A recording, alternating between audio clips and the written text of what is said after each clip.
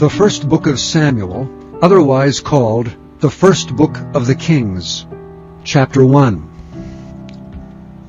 Now there was a certain man of Ramathaim Zophim, of Mount Ephraim, and his name was Elkanah, the son of Jeroham, the son of Elihu, the son of Tohu, the son of Zuph, and Ephrathite.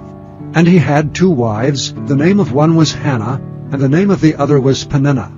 And Peninnah had children, but Hannah had no children. And this man went up out of his city yearly to worship and to sacrifice unto the Lord of hosts in Shiloh.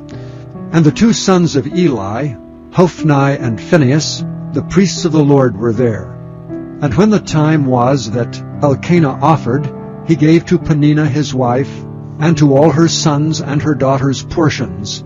But unto Hannah he gave a worthy portion, for he loved Hannah, but the Lord had shut up her womb. And her adversary also provoked her sore, for to make her fret, because the Lord had shut up her womb. And as he did so year by year, when she went up to the house of the Lord, so she provoked her, therefore she wept and did not eat.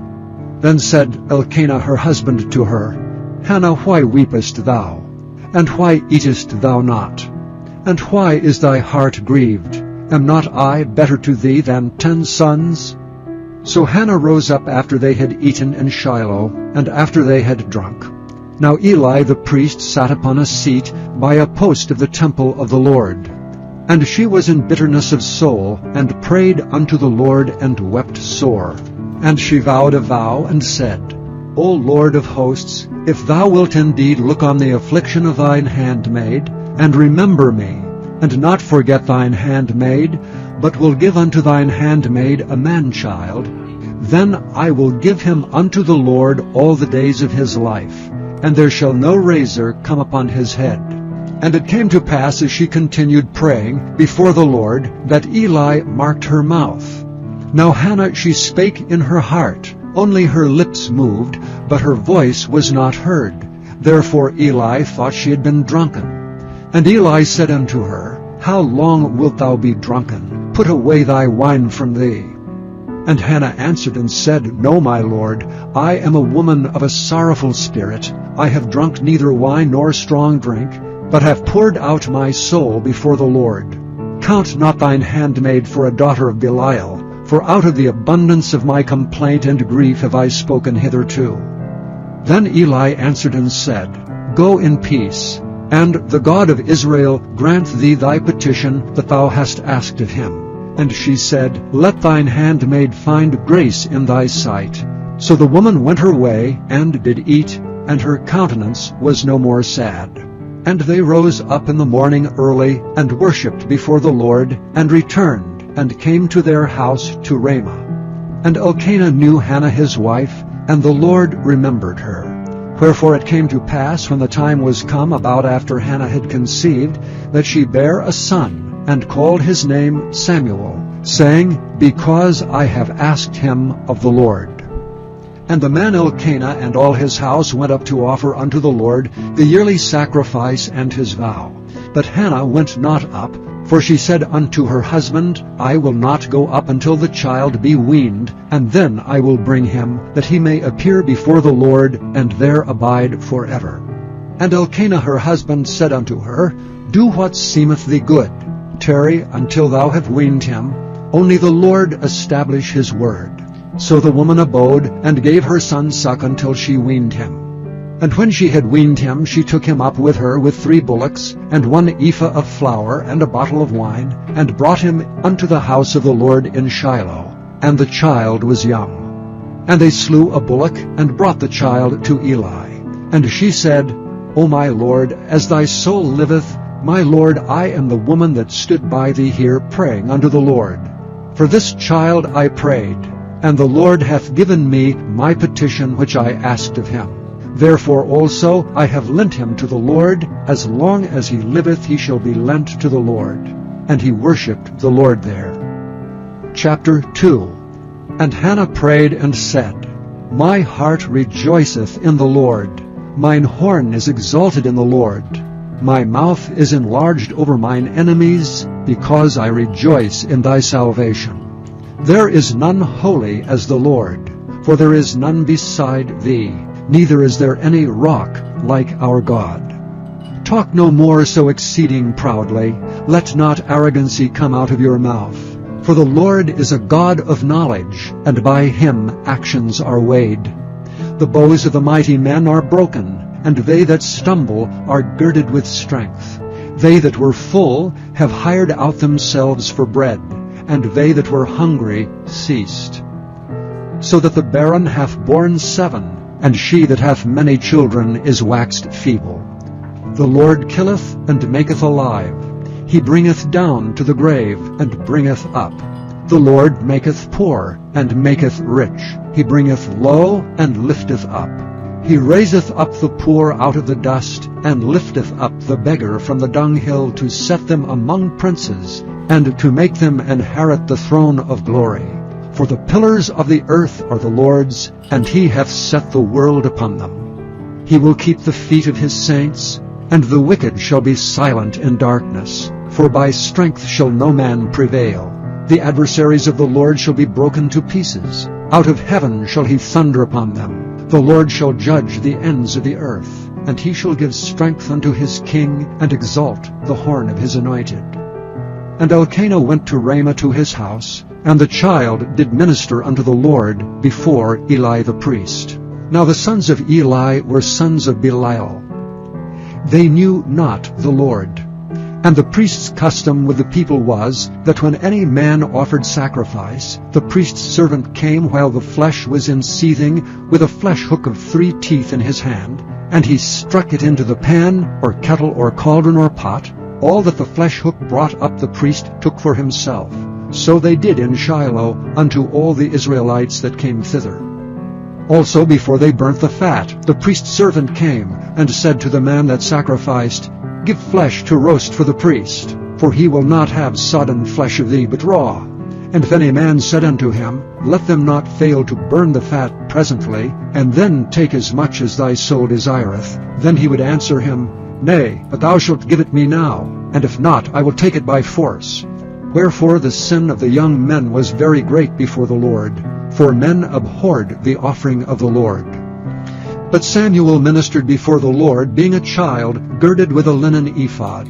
Moreover his mother made him a little coat, and brought it to him from year to year, when she came up with her husband to offer the yearly sacrifice. And Eli blessed Elkanah and his wife, and said, The Lord give thee seed of this woman for the loan, which is lent to the Lord.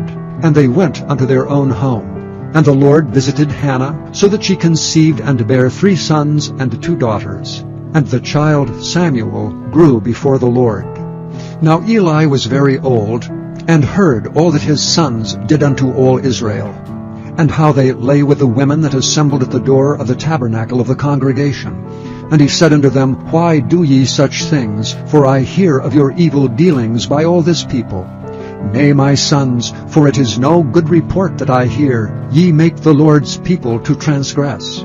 If one man sin against another, the judge shall judge him. But if a man sin against the Lord, who shall entreat for him? Notwithstanding they hearkened not unto the voice of their father, because the Lord would slay them. And the child Samuel grew on, and was in favor both with the Lord and also with men. And there came a man of God unto Eli, and said unto him, Thus saith the Lord, Did I plainly appear unto the house of thy father when they were in Egypt in Pharaoh's house? And did I choose him out of all the tribes of Israel to be my priest, to offer upon mine altar, to burn incense, to wear an ephod before me? And did I give unto the house of thy father all the offerings made by fire of the children of Israel? Wherefore kick ye at my sacrifice and at mine offering, which I have commanded in my habitation, and honorest thy sons above me, to make yourselves fat with the chiefest of all the offerings of Israel my people? Wherefore the Lord God of Israel saith, I said indeed that thy house and the house of thy father should walk before me forever. But now the Lord saith, Be it far from me. For them that honor me I will honor, and they that despise me shall be lightly esteemed. Behold, the days come, that I will cut off thine arm, and the arm of thy father's house, that there shall not be an old man in thine house. And thou shalt see an enemy in my habitation, and all the wealth which God shall give Israel. And there shall not be an old man in thine house forever. And the man of thine whom I shall not cut off from mine altar shall be to consume thine eyes, and to grieve thine heart. And all the increase of thine house shall die in the flower of their age. And this shall be a sign unto thee, that shall come upon thy 2 sons, on Hophni and Phinehas. In one day they shall die both of them. And I will raise me up a faithful priest, that shall do according to that which is in mine heart and in my mind. And I will build him a sure house, and he shall walk before mine anointed forever. And it shall come to pass, that every one that is left in thine house shall come and crouch to him for a piece of silver and a morsel of bread, and shall say, Put me, I pray thee, into one of the priest's offices, that I may eat a piece of bread. Chapter 3. And the child Samuel ministered unto the Lord before Eli. And the word of the Lord was precious in those days. There was no open vision. And it came to pass at that time, when Eli was laid down in his place, and his eyes began to wax dim, that he could not see, and ere the lamp of God went out in the temple of the Lord, where the ark of God was, and Samuel was laid down to sleep, that the Lord called Samuel. And he answered, Here am I. And he ran unto Eli and said, Here am I, for thou calledst me. And he said, I called not, lie down again. And he went and lay down. And the Lord called yet again, Samuel. And Samuel arose and went to Eli and said, Here am I, for thou didst call me. And he answered, I called not, my son, lie down again. Now Samuel did not yet know the Lord, neither was the word of the Lord yet revealed unto him. And the Lord called Samuel again the 3rd time. And he arose and went to Eli and said, Here am I, for thou didst call me. And Eli perceived that the Lord had called the child. Therefore Eli said unto Samuel, Go, lie down, and it shall be, if he call thee, that thou shalt say, Speak, Lord, for thy servant heareth. So Samuel went and lay down in his place. And the Lord came and stood, and called as at other times, Samuel, Samuel. Then Samuel answered, Speak, for thy servant heareth. And the Lord said to Samuel, Behold, I will do a thing in Israel, at which both the ears of every one that heareth it shall tingle. In that day I will perform against Eli all things which I have spoken concerning his house. When I begin, I will also make an end. For I have told him that I will judge his house forever for the iniquity which he knoweth, because his sons made themselves vile, and he restrained them not. And therefore I have sworn unto the house of Eli, that the iniquity of Eli's house shall not be purged with sacrifice nor offering forever. And Samuel lay until the morning, and opened the doors of the house of the Lord. And Samuel feared to show Eli the vision. Then Eli called Samuel, and said, Samuel, my son. And he answered, Here am I. And he said, What is the thing that the Lord hath said unto thee? I pray thee, hide it not from me. God do so to thee, and more also, if thou hide anything from me of all the things that he said unto thee. And Samuel told him every whit, and hid nothing from him. And he said, It is the Lord. Let him do what seemeth him good. And Samuel grew, and the Lord was with him, and did let none of his words fall to the ground. And all Israel from Dan even to Beersheba knew that Samuel was established to be a prophet of the Lord. And the Lord appeared again in Shiloh, for the Lord revealed himself to Samuel in Shiloh by the word of the Lord. Chapter 4. And the word of Samuel came to all Israel. Now Israel went out against the Philistines to battle, and pitched beside Ebenezer, and the Philistines pitched in Aphek. And the Philistines put themselves in array against Israel.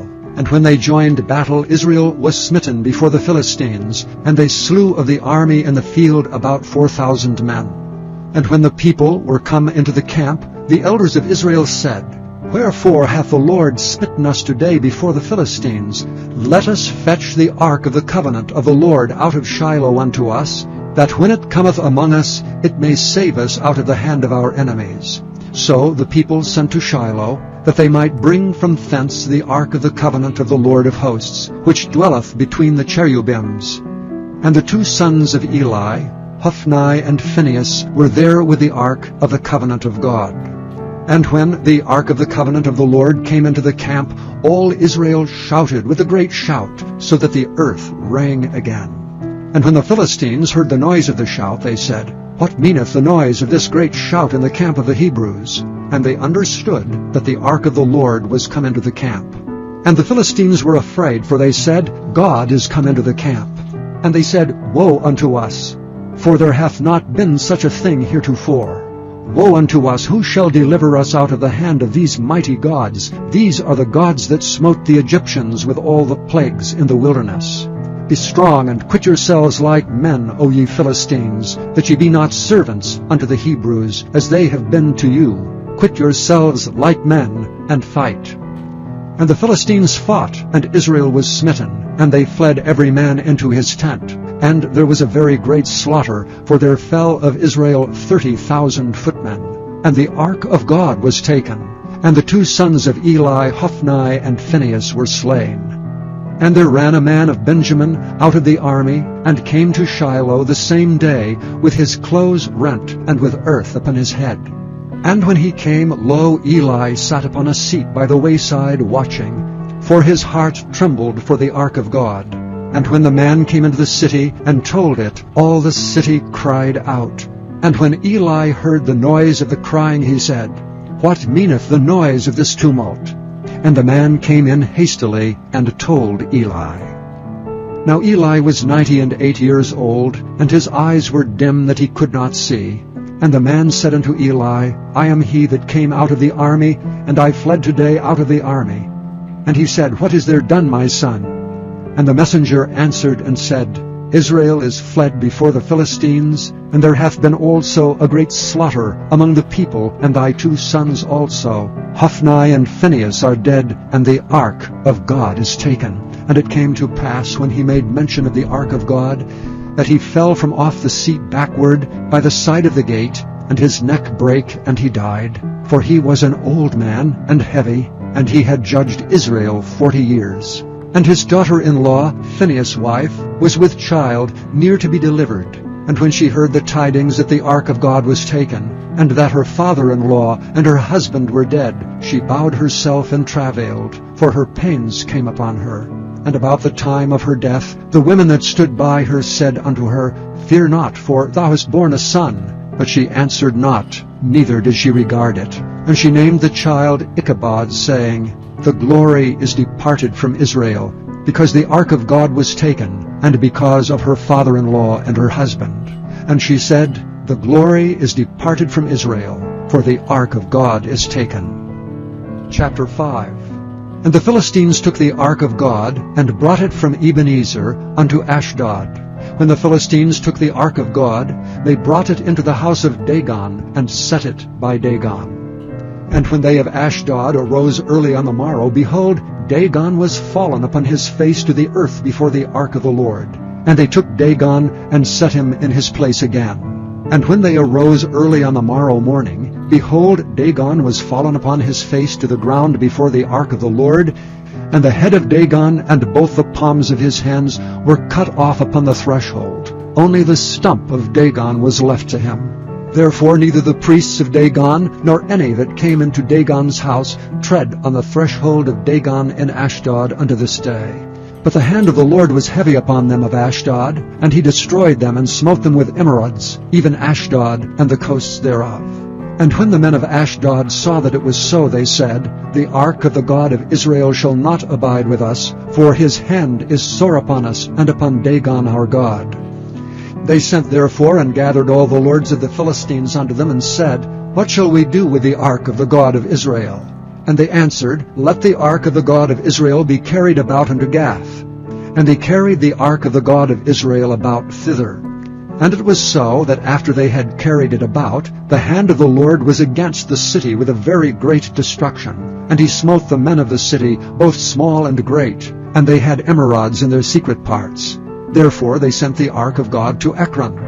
And it came to pass, as the ark of God came to Ekron, that the Ekronites cried out, saying, They have brought about the ark of the God of Israel to us to slay us and our people. So they sent and gathered together all the lords of the Philistines, and said, Send away the ark of the God of Israel, and let it go again to his own place, that it slay us not and our people. For there was a deadly destruction throughout all the city. The hand of God was very heavy there. And the men that died not were smitten with the emerods, and the cry of the city went up to heaven. Chapter 6. And the ark of the Lord was in the country of the Philistines 7 months.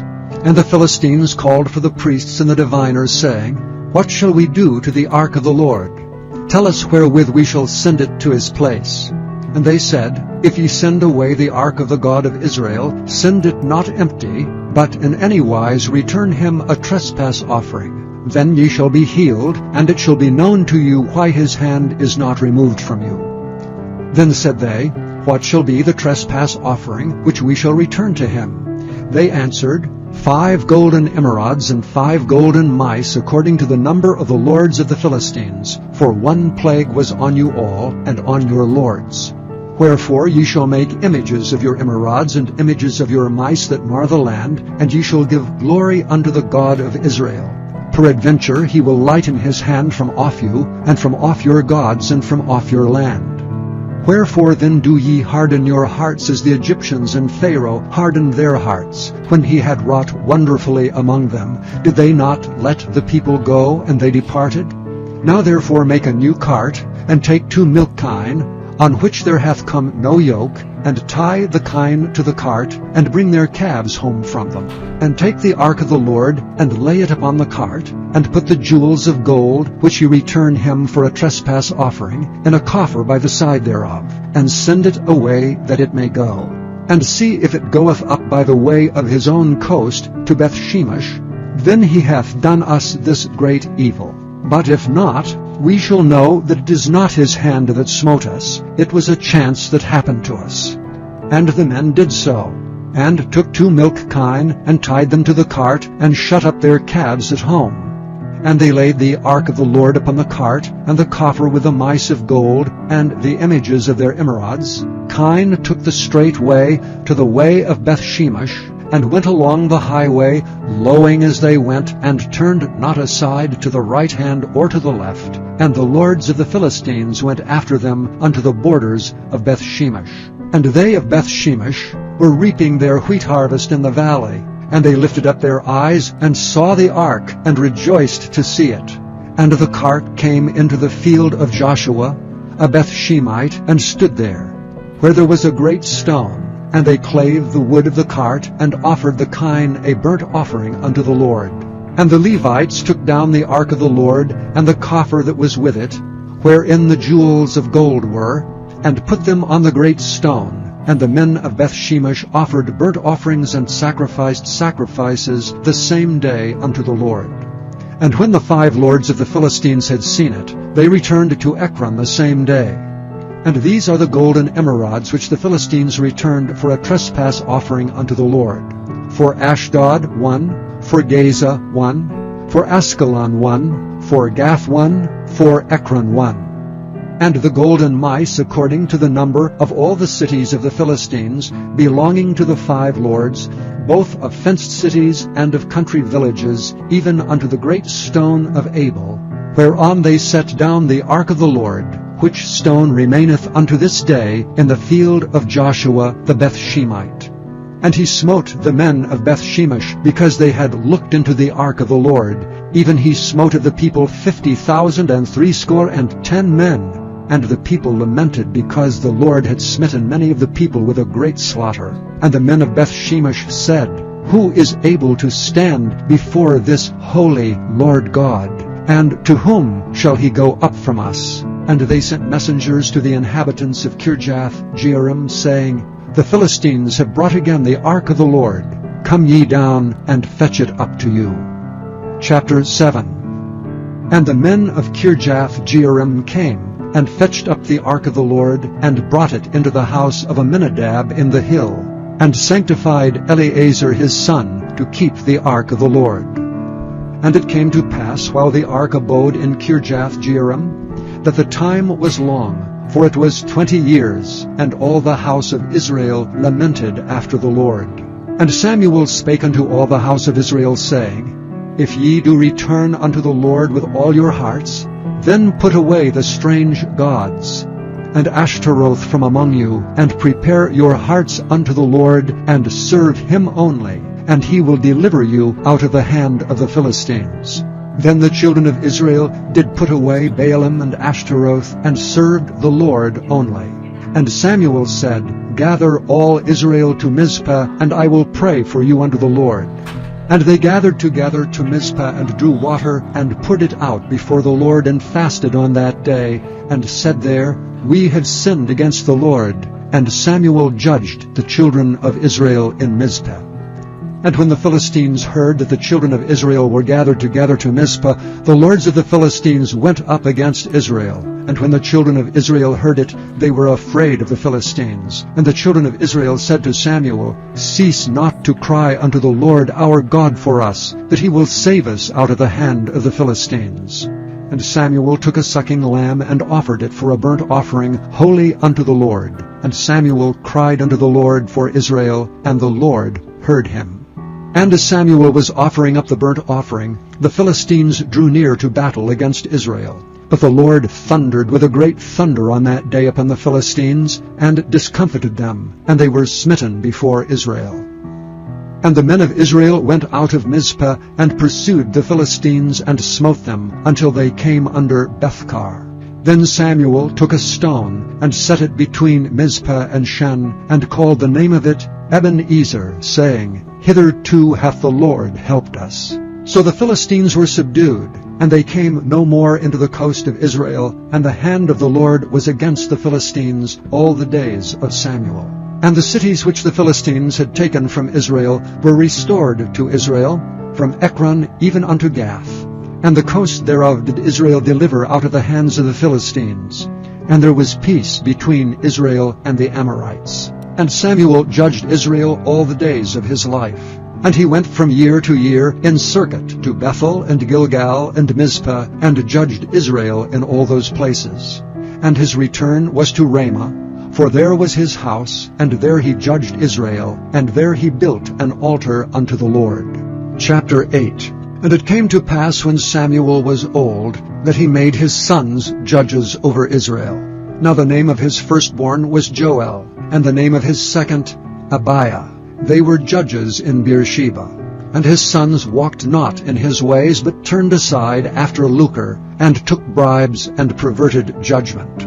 Then all the elders of Israel gathered themselves together, and came to Samuel unto Ramah, and said unto him, Behold, thou art old, and thy sons walk not in thy ways. Now make us a king to judge over us like all the nations.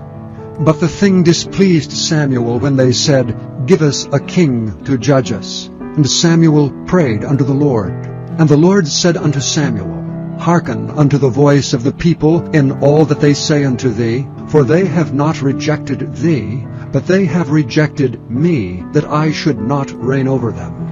According to all the works which they have done since the day that I brought them up out of Egypt, even unto this day, wherewith they have forsaken me, and served other gods, so do they also unto thee.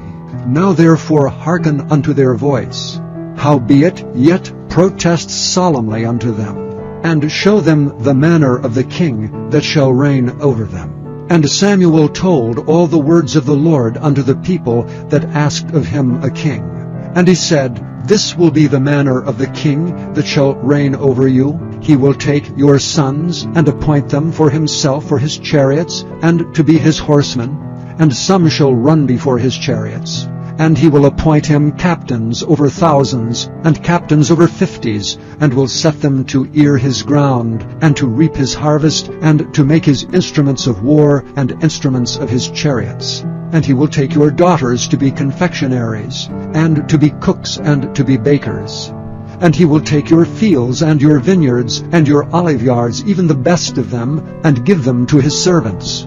And he will take the tenth of your seed and of your vineyards, and give to his officers and to his servants. And he will take your men-servants and your maid-servants, and your goodliest young men and your asses, and put them to his work. He will take the tenth of your sheep, and ye shall be his servants. And ye shall cry out in that day because of your king, which ye shall have chosen you. And the Lord will not hear you in that day.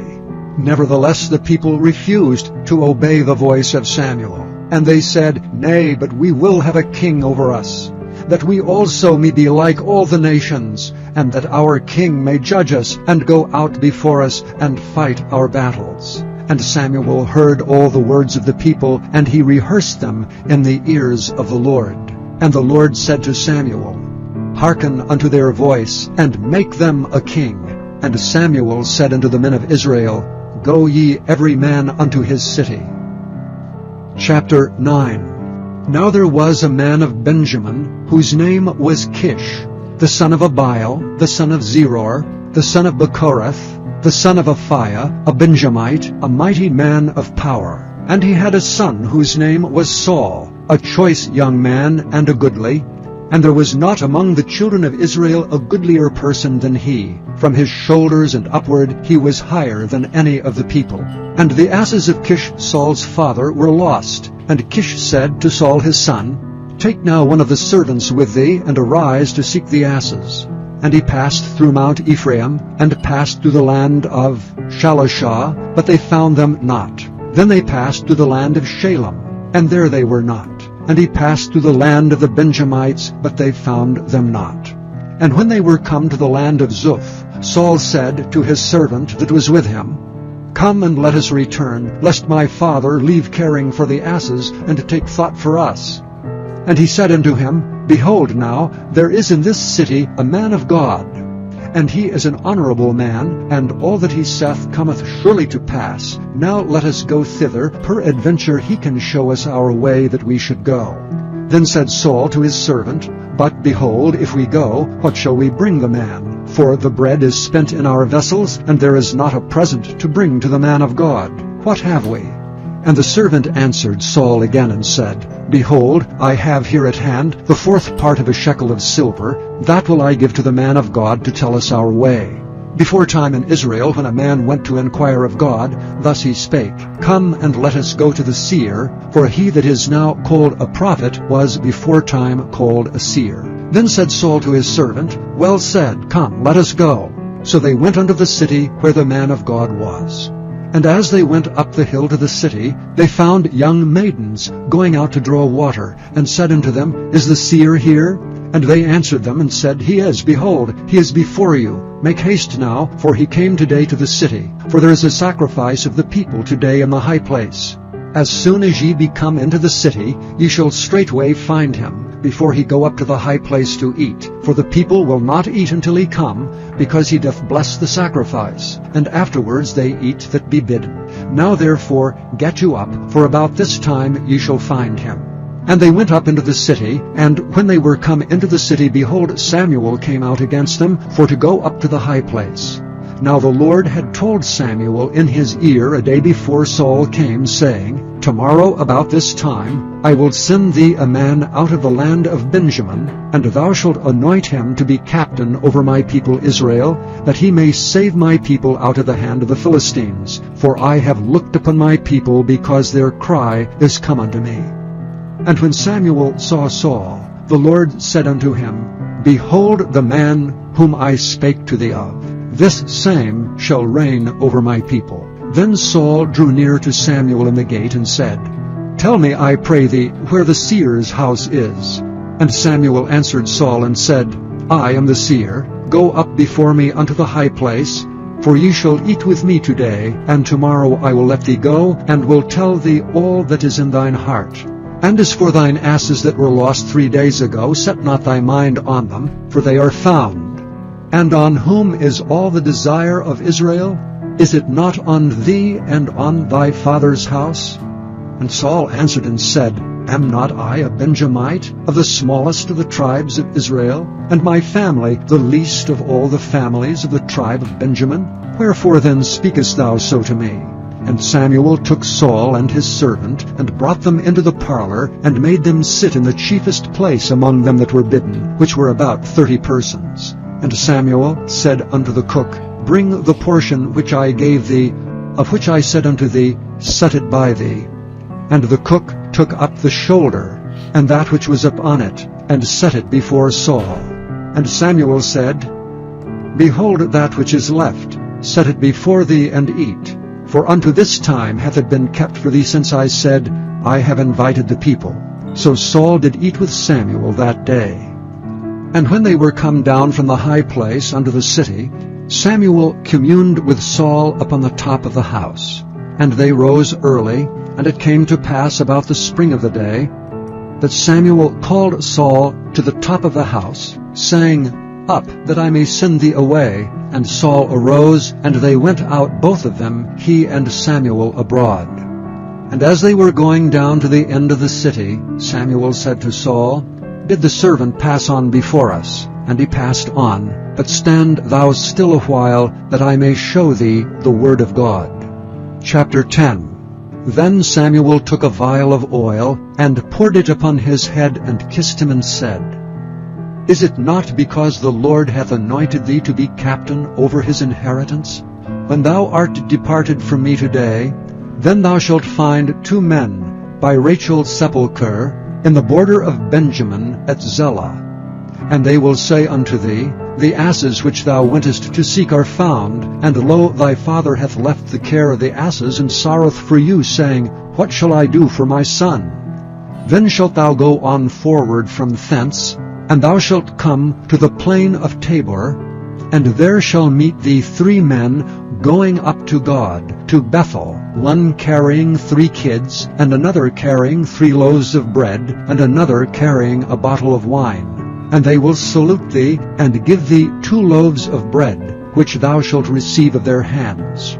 After that thou shalt come to the hill of God, where is the garrison of the Philistines. And it shall come to pass, when thou art come thither to the city, that thou shalt meet a company of prophets coming down from the high place, with a psaltery, and a tabret, and a pipe, and a harp before them, and they shall prophesy, and the Spirit of God will come upon thee.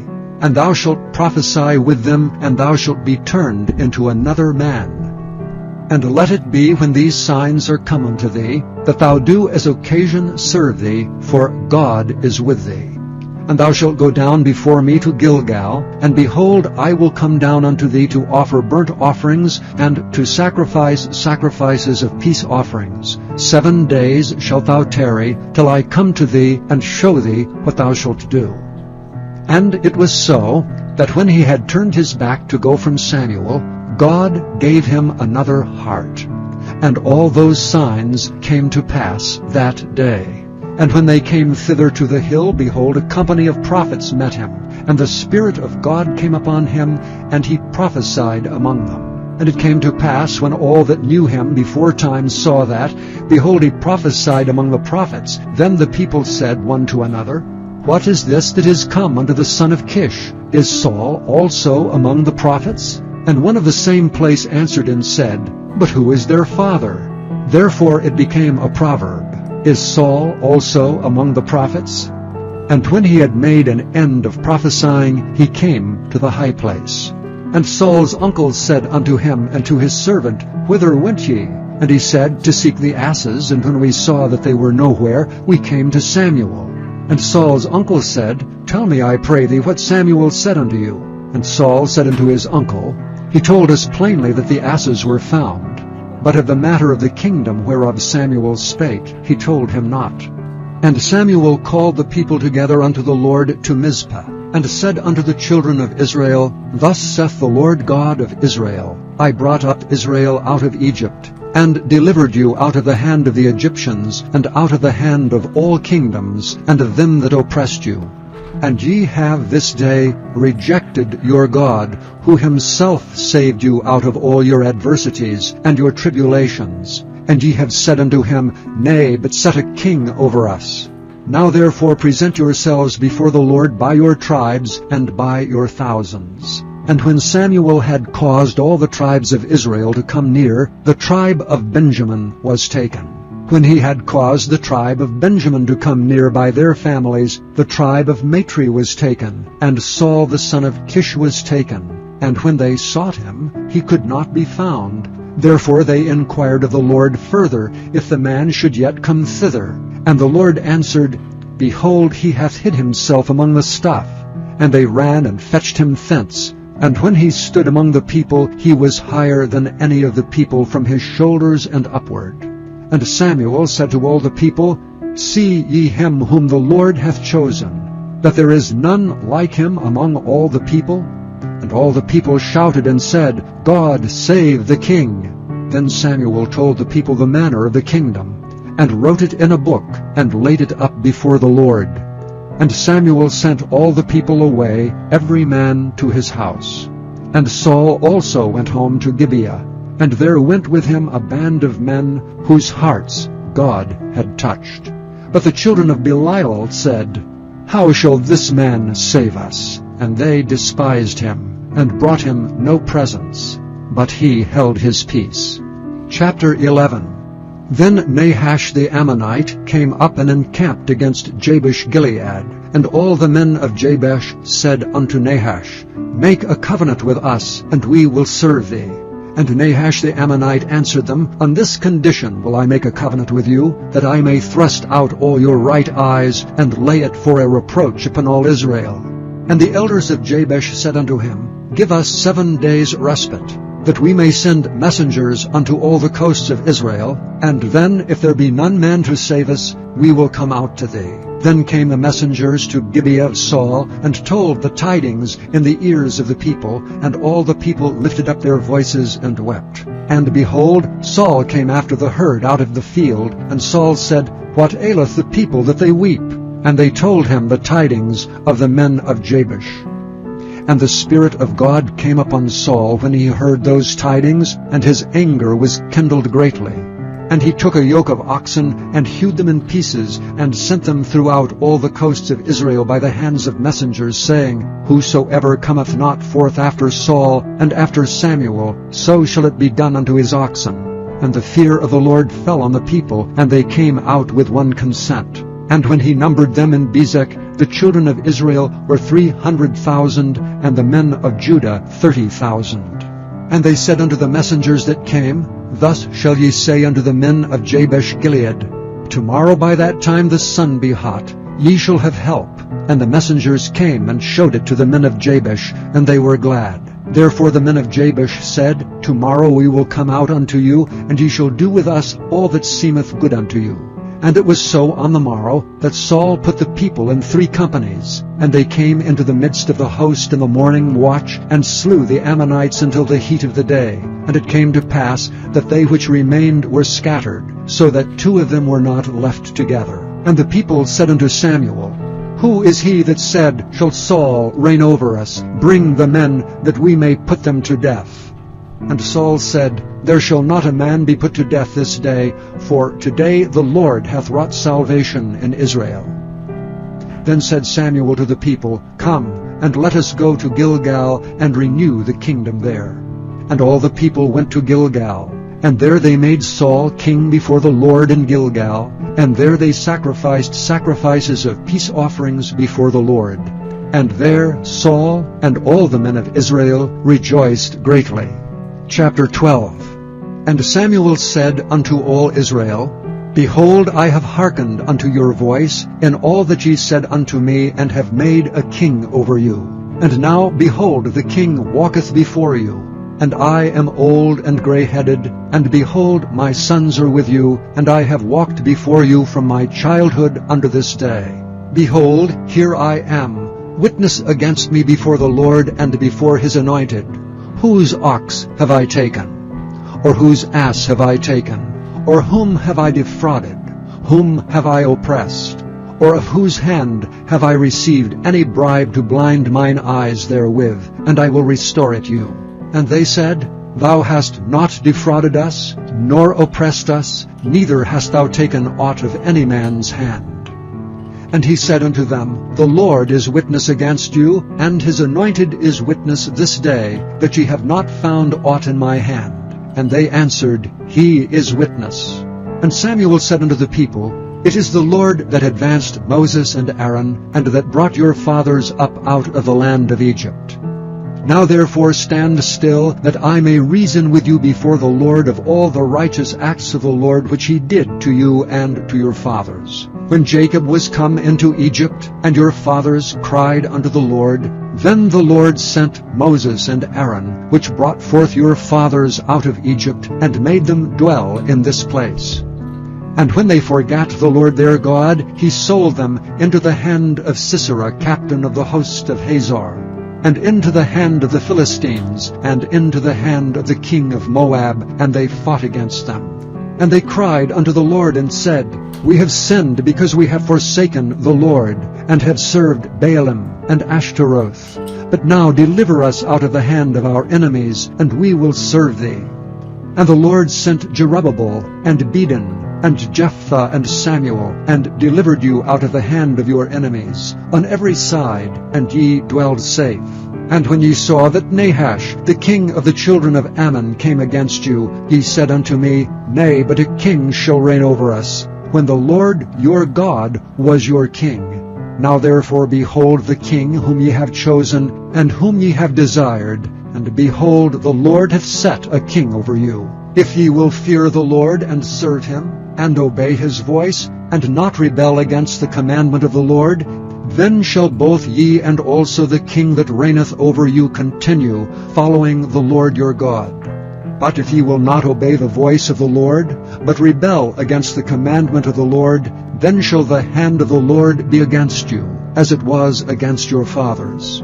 Now therefore stand and see this great thing which the Lord will do before your eyes. Is it not wheat harvest today?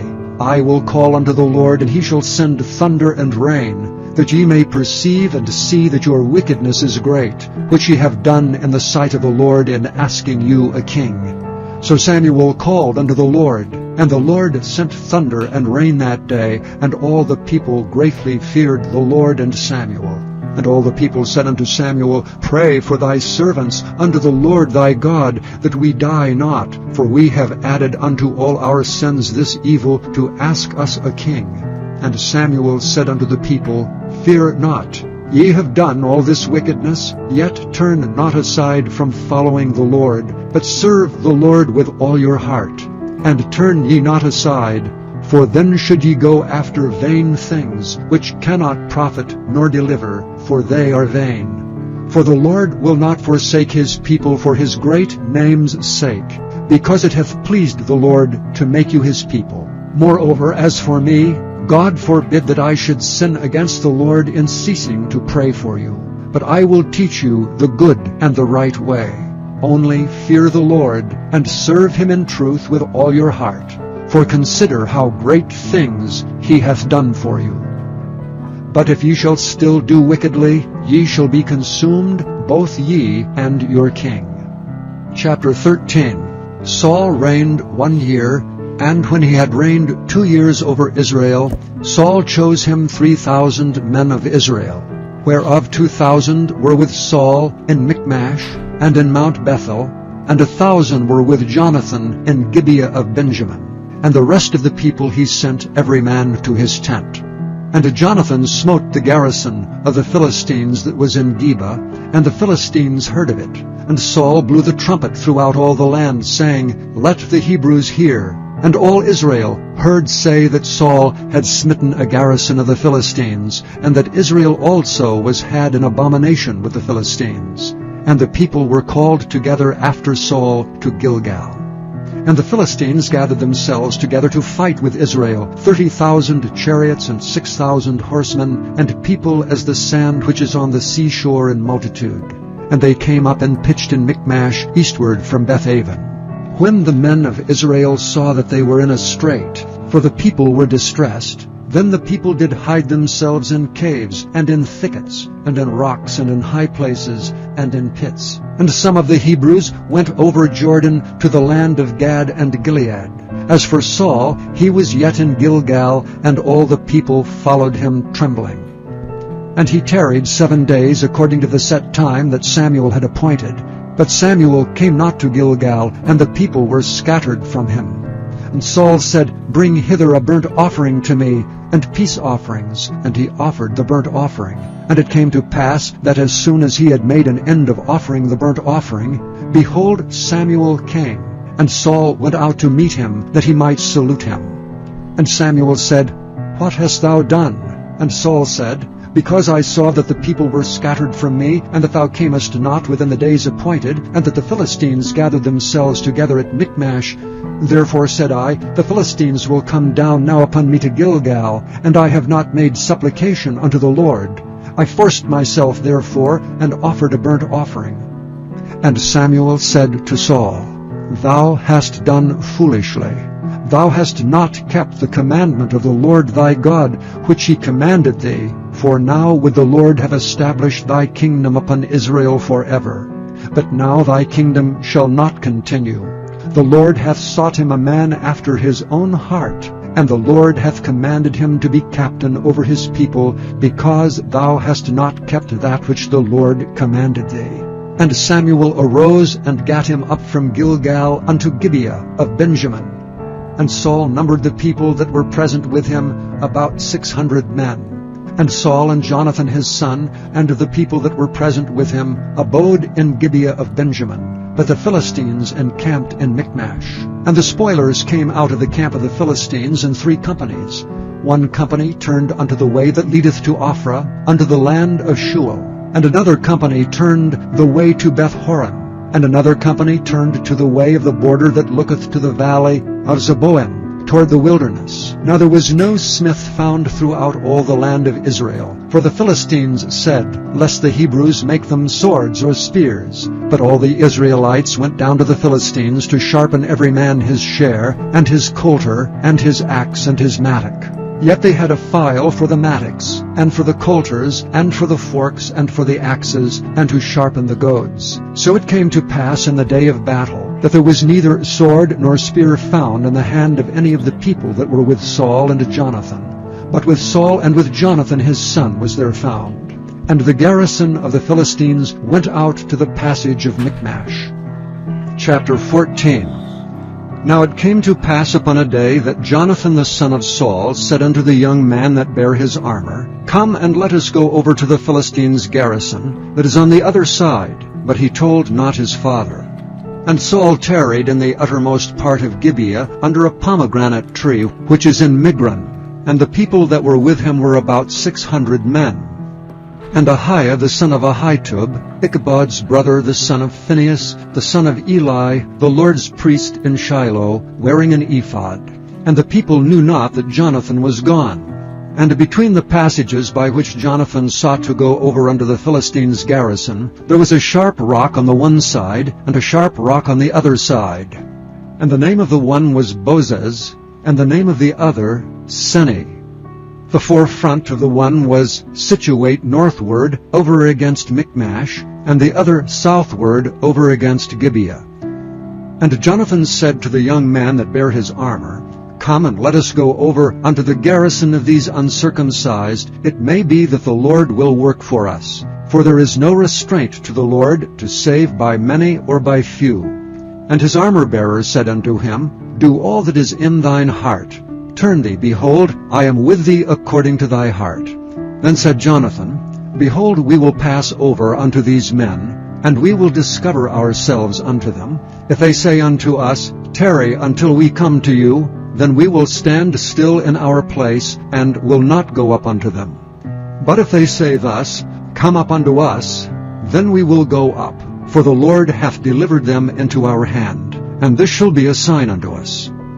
And both of them discovered themselves unto the garrison of the Philistines. And the Philistines said, Behold, the Hebrews come forth out of the holes where they had hid themselves. And the men of the garrison answered Jonathan and his armor-bearer, and said, Come up to us, and we will show you a thing. And Jonathan said unto his armor-bearer, Come up after me, for the Lord hath delivered them into the hand of Israel. And Jonathan climbed up upon his hands and upon his feet, and his armor-bearer after him. And they fell before Jonathan, and his armor-bearers slew after him. And that first slaughter which Jonathan and his armor-bearer made was about 20 men, within as it were an half-acre of land, which a yoke of oxen might plow. And there was trembling in the host, in the field, and among all the people. The garrison and the spoilers, they also trembled, and the earth quaked, so it was a very great trembling. And the watchmen of Saul and Gibeah of Benjamin looked, and behold, the multitude melted away, and they went on beating down one another. Then said Saul unto the people that were with him, Number now, and see who is gone from us. And when they had numbered, behold, Jonathan and his armor-bearer were not there. And Saul said unto Ahiah, Bring hither the ark of God, for the ark of God was at that time with the children of Israel. And it came to pass, while Saul talked unto the priest, that the noise that was in the host of the Philistines went on and increased. And Saul said unto the priest, Withdraw thine hand. And Saul and all the people that were with him assembled themselves, and they came to the battle. And behold, every man's sword was against his fellow, and there was a very great discomfiture. Moreover, the Hebrews that were with the Philistines before that time, which went up with them into the camp from the country round about, even they also turned to be with the Israelites that were with Saul and Jonathan. Likewise all the men of Israel which had hid themselves in Mount Ephraim, when they heard that the Philistines fled, even they also followed hard after them in the battle. So the Lord saved Israel that day. And the battle passed over unto Bethaven. And the men of Israel were distressed that day, for Saul had adjured the people, saying, Cursed be the man that eateth any food until evening, that I may be avenged on mine enemies. So none of the people tasted any food. And all they of the land came to a wood, and there was honey upon the ground. And when the people were come into the wood, behold, the honey dropped, but no man put his hand to his mouth, for the people feared the oath. But Jonathan heard not when his father charged the people with an oath, wherefore he put forth the end of the rod that was in his hand, and dipped it in an honeycomb, and put his hand to his mouth, and his eyes were enlightened. Then answered one of the people, and said, Thy father straitly charged the people with an oath, saying, Cursed be the man that eateth any food this day. And the people were faint. Then said Jonathan, My father hath troubled the land. See, I pray you, how mine eyes have been enlightened, because I tasted a little of this honey. How much more if haply the people had eaten freely today of the spoil of their enemies which they found? For had there not been now a much greater slaughter among the Philistines? And they smote the Philistines that day from Michmash to Aijalon, and the people were very faint. And the people flew upon the spoil, and took sheep and oxen and calves, and slew them on the ground, and the people did eat them with the blood. Then they told Saul, saying, Behold, the people sin against the Lord, in that they eat with the blood. And he said, Ye have transgressed, roll a great stone unto me this day. And Saul said, Disperse yourselves among the people, and say unto them, Bring me hither every man his ox and every man his sheep, and slay them here and eat, and sin not against the Lord in eating with the blood. And all the people brought every man his ox with him that night, and slew them there. And Saul built an altar unto the Lord. The same was the first altar that he built unto the Lord. And Saul said, Let us go down after the Philistines by night, and spoil them until the morning light, and let us not leave a man of them. And they said, Do whatsoever seemeth good unto thee. Then said the priest, Let us draw near hither unto God. And Saul asked counsel of God, Shall I go down after the Philistines? Wilt thou deliver them into the hand of Israel? But he answered him not that day. And Saul said, Draw ye near hither all the chief of the people, and know and see wherein this sin hath been this day. For as the Lord liveth, which saveth Israel, though it be in Jonathan my son, he shall surely die. But there was not a man among the people that answered him. Then said he unto all Israel, Be ye on one side, and I and Jonathan my son will be on the other side. And the people said unto Saul, Do what seemeth good unto thee. Therefore Saul said unto the Lord God of Israel, Give a perfect lot. And Saul and Jonathan were taken, but the people escaped. And Saul said, Cast lots between me and Jonathan my son. And Jonathan was taken. Then Saul said to Jonathan, Tell me what thou hast done. And Jonathan told him and said, I did but taste a little honey with the end of the rod that was in mine hand, and lo, I must die. And Saul answered, God do so and more also, for thou shalt surely die, Jonathan. And the people said unto Saul, Shall Jonathan die, who hath wrought this great salvation in Israel? God forbid. As the Lord liveth, there shall not one hair of his head fall to the ground. For he hath wrought with God this day. So the people rescued Jonathan, that he died not. Then Saul went up from following the Philistines, and the Philistines went to their own place. So Saul took the kingdom over Israel, and fought against all his enemies on every side, against Moab, and against the children of Ammon, and against Edom, and against the kings of Zobah, and against the Philistines. And whithersoever he turned himself, he vexed them. And he gathered an host, and smote the Amalekites, and delivered Israel out of the hands of them that spoiled them. Now the sons of Saul were Jonathan, and Ishuai, and Melchishua. And the names of his 2 daughters were these, the name of the firstborn Merab, and the name of the younger Michal. And the name of Saul's wife was Ahinoam, the daughter of Ahimaaz. And the name of the captain of his host was Abner, the son of Ner, Saul's uncle. And Kish was the father of Saul, and Ner the father of Abner was the son of Abiel. And there was sore war against the Philistines all the days of Saul. And when Saul saw any strong man or any valiant man, he took him unto him. Chapter 15. Samuel also said unto Saul, The Lord sent me to anoint thee to be king over his people, over Israel. Now therefore hearken thou unto the voice of the words of the Lord. Thus saith the Lord of hosts, I remember that which Amalek did to Israel, how he laid wait for him in the way when he came up from Egypt. Now go and smite Amalek, and utterly destroy all that they have, and spare them not, but slay both man and woman, infant and suckling, ox and sheep, camel and ass. And Saul gathered the people together, and numbered them in Telaim, 200,000 footmen, and 10,000 men of Judah. And Saul came to a city of Amalek, and laid wait in the valley. And Saul said unto the Kenites, Go, depart, get you down from among the Amalekites, lest I destroy you with them. For ye showed kindness to all the children of Israel when they came up out of Egypt. So the Kenites departed from among the Amalekites. And Saul smote the Amalekites from Havilah until thou comest to Shur, that is over against Egypt. And he took Agag, the king of the Amalekites, alive, and utterly destroyed all the people with the edge of the sword. But Saul and the people spared Agag, and the best of the sheep, and of the oxen, and of the fatlings, and the lambs, and all that was good, and would not utterly destroy them. But everything that was vile and refuse, that they destroyed utterly. Then came the word of the Lord unto Samuel, saying, It repenteth me that I have set up Saul to be king. For he is turned back from following me, and hath not performed my commandments. And it grieved Samuel, and he cried unto the Lord all night. And when Samuel rose early to meet Saul in the morning, it was told Samuel, saying, Saul came to Carmel, and behold, he set him up a place, and is gone about, and passed on, and gone down to Gilgal. And Samuel came to Saul, and Saul said unto him, Blessed be thou of the Lord, I have performed the commandment of the Lord. And Samuel said, What meaneth then this bleating of the sheep in mine ears, and the lowing of the oxen which I hear? And Saul said, They have brought them from the Amalekites, for the people spared the best of the sheep and the oxen to sacrifice unto the Lord thy God, and the rest we have utterly destroyed.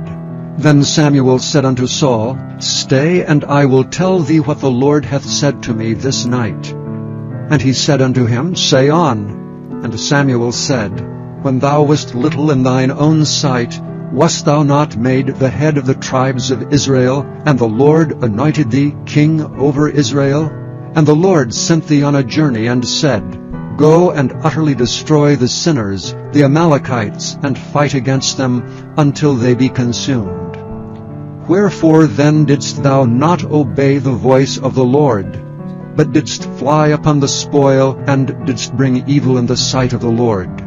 And Saul said unto Samuel, Yea, I have obeyed the voice of the Lord, and have gone the way which the Lord sent me, and have brought Agag the king of Amalek, and have utterly destroyed the Amalekites.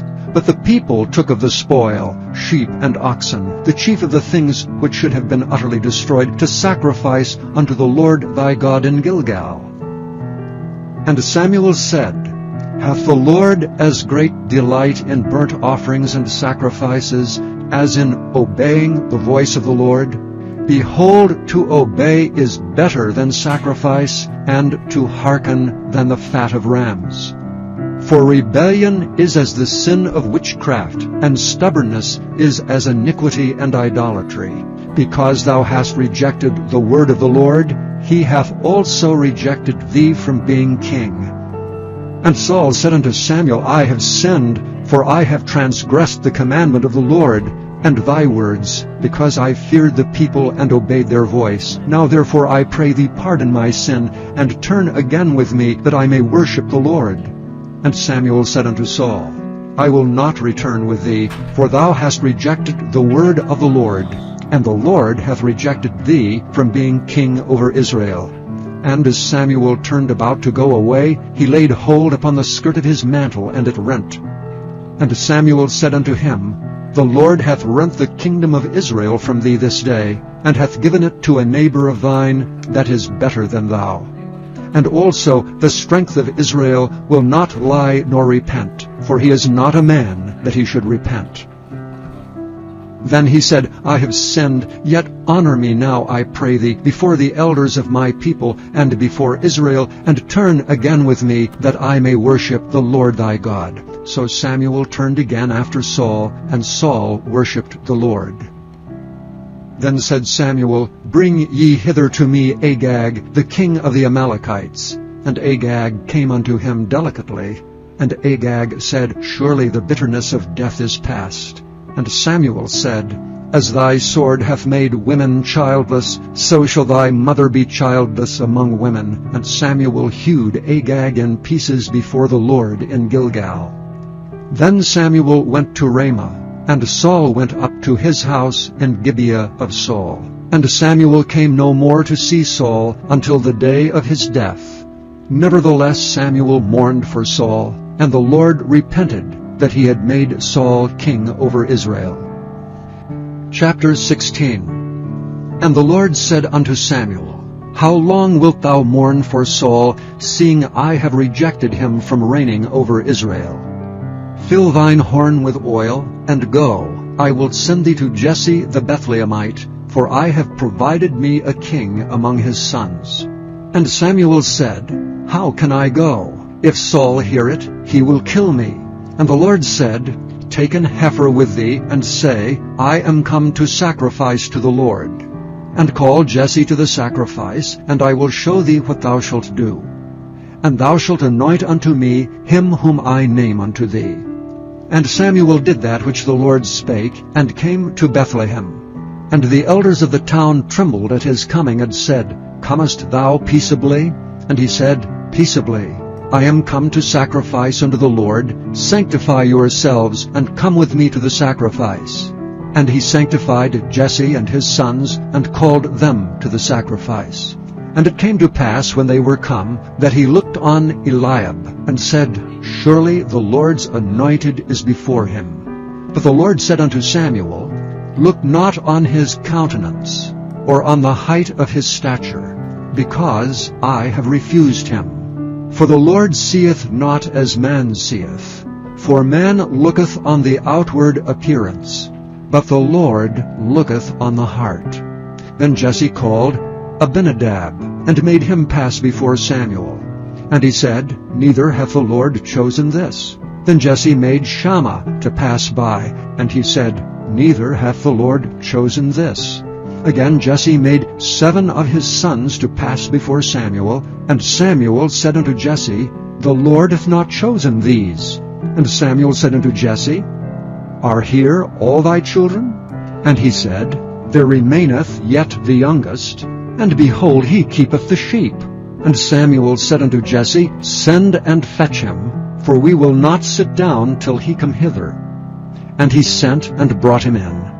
Now he was ruddy, and withal of a beautiful countenance, and goodly to look to. And the Lord said, Arise, anoint him, for this is he. Then Samuel took the horn of oil, and anointed him in the midst of his brethren. And the Spirit of the Lord came upon David from that day forward.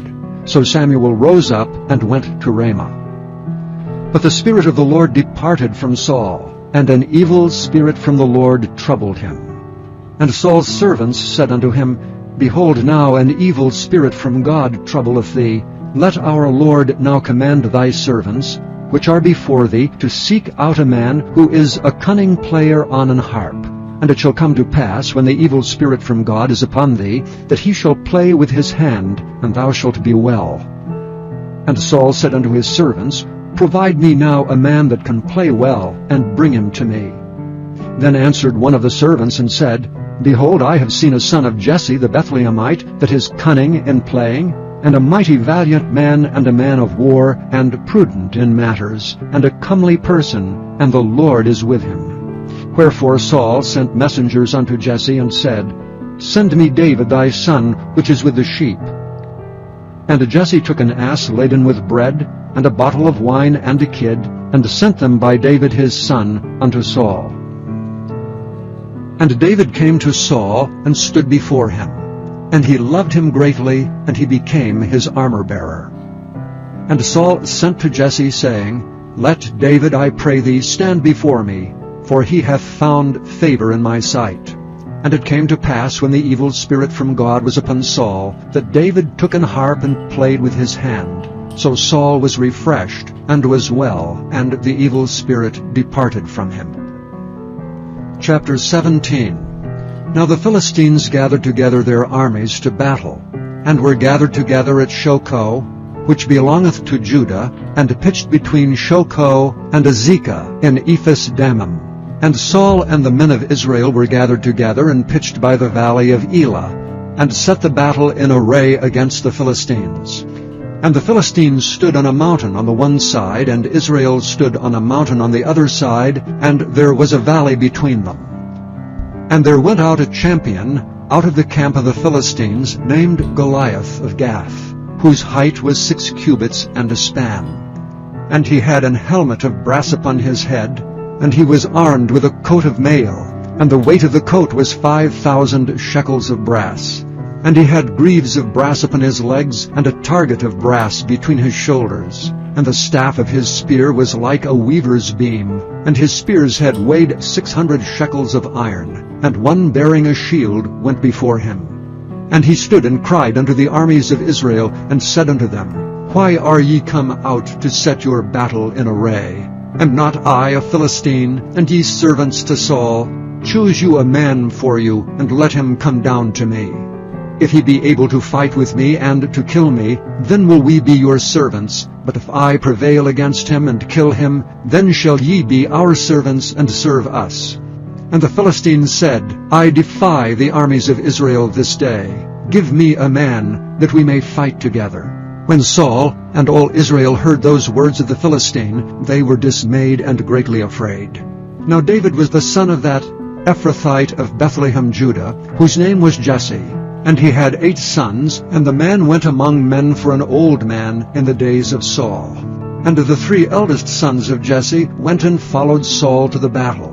And the names of his 3 sons that went to the battle were Eliab the firstborn, and next unto him Abinadab, and the third Shammah. And David was the youngest, and the 3 eldest followed Saul. But David went and returned from Saul to feed his father's sheep at Bethlehem.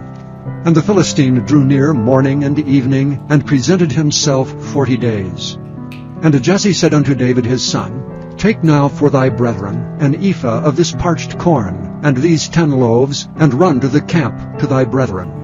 And carry these 10 cheeses unto the captain of their 1,000, and look how thy brethren fare, and take their pledge. Now Saul and they, and all the men of Israel, were in the valley of Elah fighting with the Philistines. And David rose up early in the morning, and left the sheep with the keeper, and took and went as Jesse had commanded him.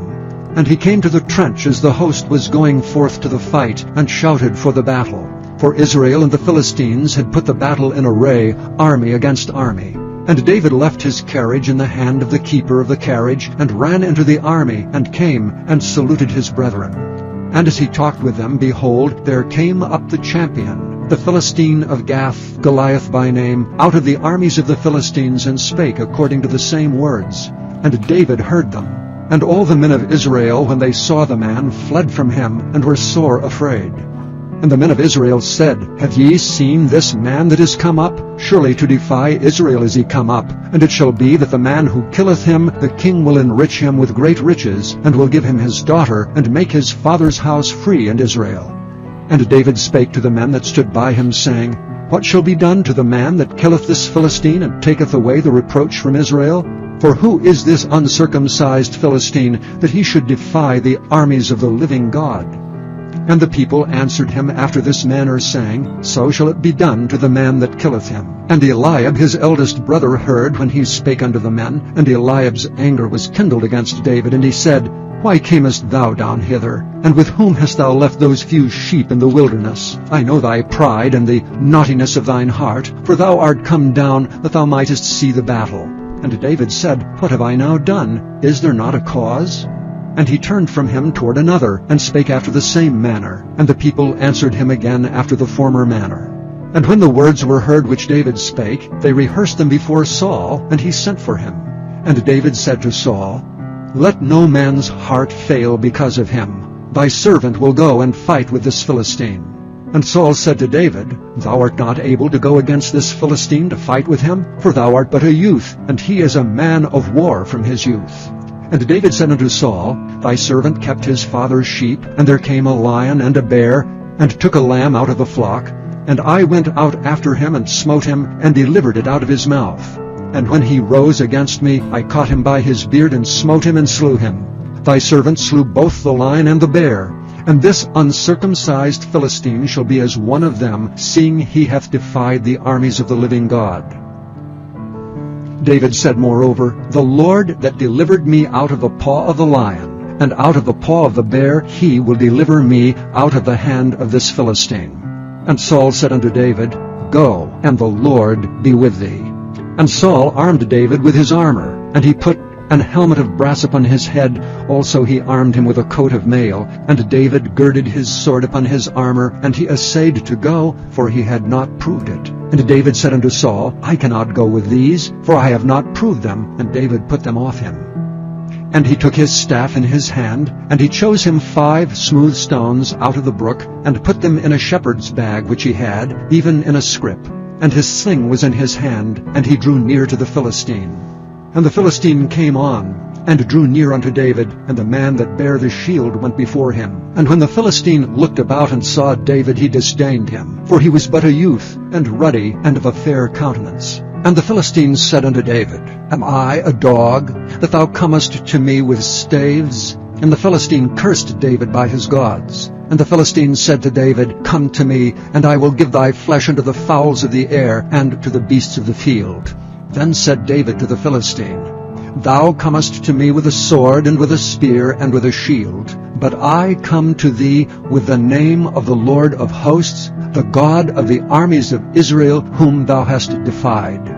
This day will the Lord deliver thee into mine hand, and I will smite thee, and take thine head from thee, and I will give the carcasses of the host of the Philistines this day unto the fowls of the air, and to the wild beasts of the earth, that all the earth may know that there is a God in Israel.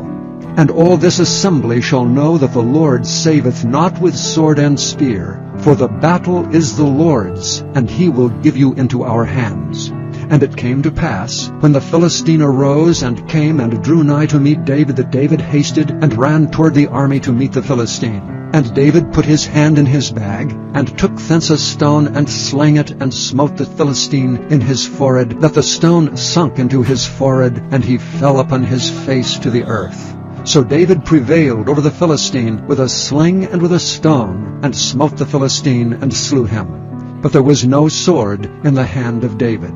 Therefore David ran, and stood upon the Philistine, and took his sword, and drew it out of the sheath thereof, and slew him, and cut off his head therewith. And when the Philistines saw their champion was dead, they fled. And the men of Israel and of Judah arose and shouted, and pursued the Philistines until thou come to the valley, and to the gates of Eklon. And the wounded of the Philistines fell down by the way to Shearaim, even unto Gath and unto Ekron. And the children of Israel returned from chasing after the Philistines, and they spoiled their tents. And David took the head of the Philistine, and brought it to Jerusalem, but he put his armor in his tent. And when Saul saw David go forth against the Philistine, he said unto Abner, the captain of the host, Abner, whose son is this youth? And Abner said, As thy soul liveth, O king, I cannot tell. And the king said, Enquire thou whose son the stripling is. And as David returned from the slaughter of the Philistine, Abner took him, and brought him before Saul with the head of the Philistine in his hand. And Saul said to him, Whose son art thou, thou young man? And David answered, I am the son of thy servant Jesse the Bethlehemite. Chapter 18. And it came to pass, when he had made an end of speaking unto Saul, that the soul of Jonathan was knit with the soul of David, and Jonathan loved him as his own soul. And Saul took him that day, and would let him go no more home to his father's house. Then Jonathan and David made a covenant, because he loved him as his own soul. And Jonathan stripped himself of the robe that was upon him, and gave it to David, and his garments, even to his sword, and to his bow, and to his girdle. And David went out whithersoever Saul sent him, and behaved himself wisely. And Saul set him over the men of war, and he was accepted in the sight of all the people, and also in the sight of Saul's servants. And it came to pass, as they came, when David was returned from the slaughter of the Philistines, that the women came out of all cities of Israel, singing and dancing, to meet King Saul with tabrets, with joy and with instruments of music.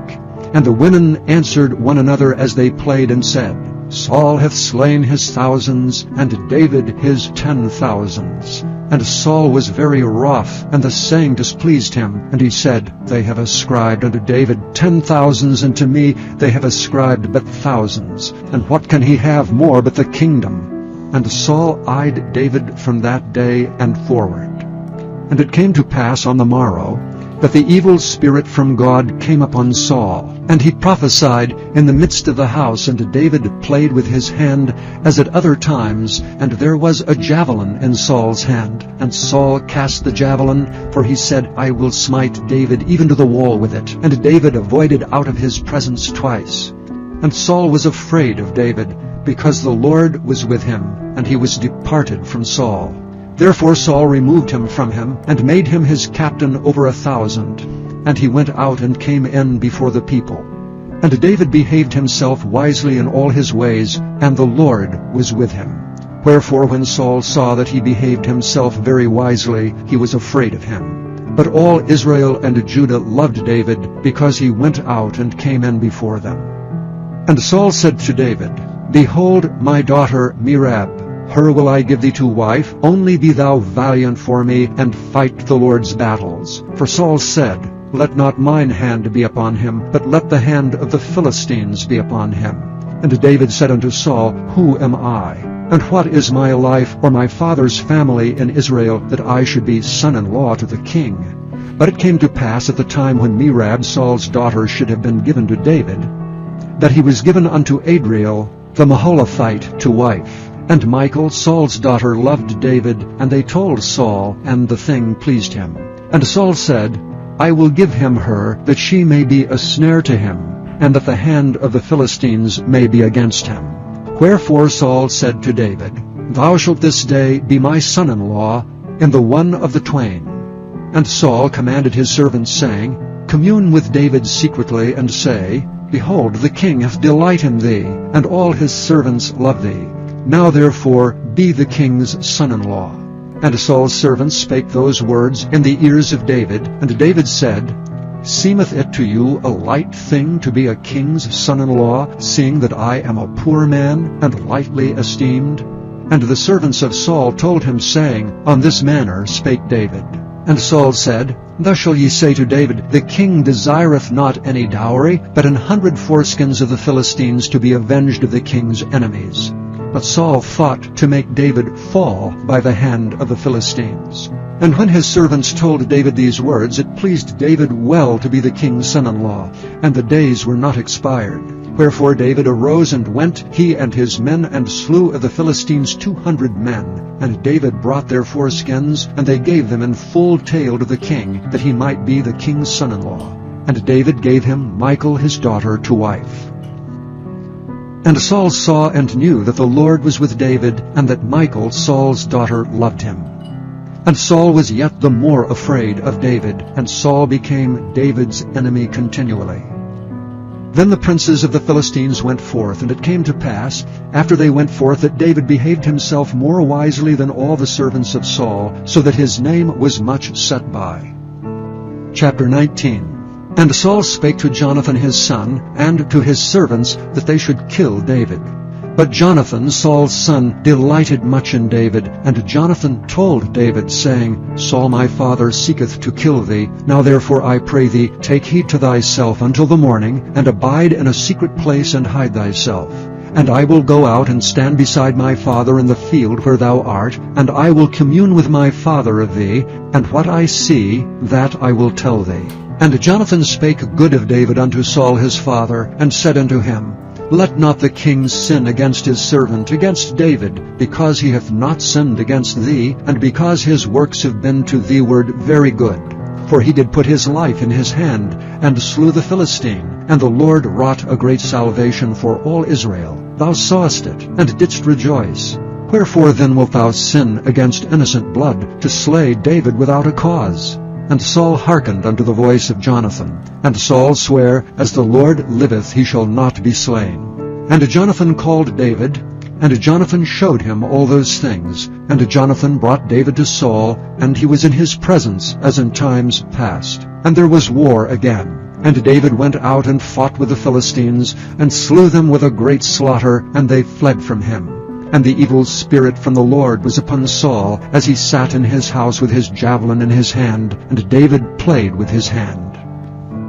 And Saul sought to smite David even to the wall with a javelin, but he slipped away out of Saul's presence, and he smote the javelin into the wall. And David fled and escaped that night. Saul also sent messengers unto David's house to watch him, and to slay him in the morning. And Michal David's wife told him, saying, If thou save not thy life tonight, tomorrow thou shalt be slain. So Michal let David down through a window, and he went and fled and escaped. And Michal took an image, and laid it in the bed, and put a pillow of goat's hair for his bolster, and covered it with a cloth. And when Saul sent messengers to take David, she said, He is sick. And Saul sent the messengers again to see David, saying, Bring him up to me in the bed, that I may slay him. And when the messengers were come in, behold, there was an image in the bed with a pillow of goat's hair for his bolster. And Saul said unto Michal, Why hast thou deceived me so, and sent away mine enemy that he is escaped? And Michal answered Saul, He said unto me, Let me go, why should I kill thee? So David fled and escaped, and came to Samuel to Ramah, and told him all that Saul had done to him. And he and Samuel went and dwelt in Naioth. And it was told Saul, saying, Behold, David is at Naioth in Ramah. And Saul sent messengers to take David. And when they saw the company of the prophets prophesying, and Samuel standing as appointed over them, the Spirit of God was upon the messengers of Saul, and they also prophesied. And when it was told Saul, he sent other messengers, and they prophesied likewise. And Saul sent messengers again the third time, and they prophesied also. Then went he also to Ramah, and came to a great well that is in Siku. And he asked and said, Where are Samuel and David? And one said, Behold, they be at Naioth in Ramah. And he went thither to Naioth in Ramah, and the Spirit of God was upon him also. And he went on and prophesied until he came to Naioth in Ramah. And he stripped off his clothes also, and prophesied before Samuel in like manner, and lay down naked all that day and all that night. Wherefore they say, Is Saul also among the prophets? Chapter 20. And David fled from Naioth in Ramah, and came and said before Jonathan, What have I done? What is mine iniquity, and what is my sin before thy father, that he seeketh my life? And he said unto him, God forbid, thou shalt not die. Behold, my father will do nothing either great or small, but that he will show it me. And why should my father hide this thing from me? It is not so. And David sware moreover, and said, Thy father certainly knoweth that I have found grace in thine eyes.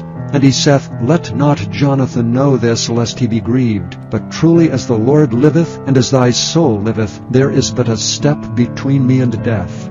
Then said Jonathan unto David, Whatsoever thy soul desireth, I will even do it for thee. And David said unto Jonathan, Behold, tomorrow is the new moon, and I should not fail to sit with the king at meat. But let me go, that I may hide myself in the field unto the third day at even. If thy father at all miss me, then say, David earnestly asked leave of me, that he might run to Bethlehem his city, for there is a yearly sacrifice there for all the family. If he say thus, It is well, thy servant shall have peace. But if he be very wroth, then be sure that evil is determined by him. Therefore thou shalt deal kindly with thy servant, for thou hast brought thy servant into a covenant of the Lord with thee. Notwithstanding, if there be in me iniquity, slay me thyself, for why shouldst thou bring me to thy father? And Jonathan said, Far be it from thee, for if I knew certainly that evil were determined by my father to come upon thee, then would I not tell it thee? Then said David to Jonathan, Who shall tell me? Or what if thy father answer thee roughly? And Jonathan said unto David, Come and let us go out into the field. And they went out both of them into the field. And Jonathan said unto David, O Lord God of Israel, when I have sounded my father about tomorrow any time, or the third day, and behold, if there be good toward David, and I then send not unto thee, and show it thee, the Lord do so and much more to Jonathan. But if it please my father to do thee evil, then I will show it thee, and send thee away, that thou mayest go in peace. And the Lord be with thee, as he hath been with my father. And thou shalt not only, while yet I live, show me the kindness of the Lord, that I die not, but also thou shalt not cut off thy kindness from my house forever, no, not when the Lord hath cut off the enemies of David, every one of them from the face of the earth. So Jonathan made a covenant with the house of David, saying, Let the Lord even require it at the hand of David's enemies. And Jonathan caused David to swear again, because he loved him, for he loved him as he loved his own soul. Then Jonathan said to David, Tomorrow is the new moon, and thou shalt be missed, because thy seat will be empty. And when thou hast stayed 3 days, then thou shalt go down quickly, and come to the place where thou didst hide thyself, when the business was in hand, and shalt remain by the stone easel. And I will shoot 3 arrows on the side thereof, as though I shot at a mark. And behold, I will send a lad, saying, Go, find out the arrows. If I expressly say unto the lad, Behold, the arrows are on this side of thee, take them, then come thou, for there is peace to thee, and no hurt, as the Lord liveth. But if I say thus unto the young man, Behold, the arrows are beyond thee, go thy way, for the Lord hath sent thee away.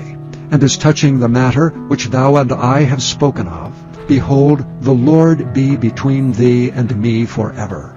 So David hid himself in the field, and when the new moon was come, the king sat him down to eat meat. And the king sat upon his seat, as at other times, even upon a seat by the wall.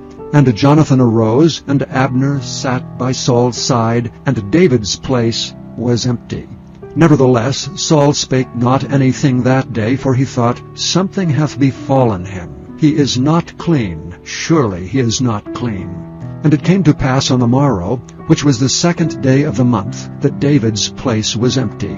And Saul said unto Jonathan his son, Wherefore cometh not the son of Jesse to meat, neither yesterday nor today? And Jonathan answered Saul, David earnestly asked leave of me to go to Bethlehem. And he said, Let me go, I pray thee, for our family hath a sacrifice in the city, and my brother, he hath commanded me to be there. And now, if I have found favor in thine eyes, let me go away, I pray thee, and see my brethren. Therefore he cometh not unto the king's table. Then Saul's anger was kindled against Jonathan, and he said unto him, Thou son of the perverse rebellious woman, do not I know that thou hast chosen the son of Jesse to thine own confusion, and unto the confusion of thy mother's nakedness? For as long as the son of Jesse liveth upon the ground, thou shalt not be established, nor thy kingdom. Wherefore now send and fetch him unto me, for he shall surely die.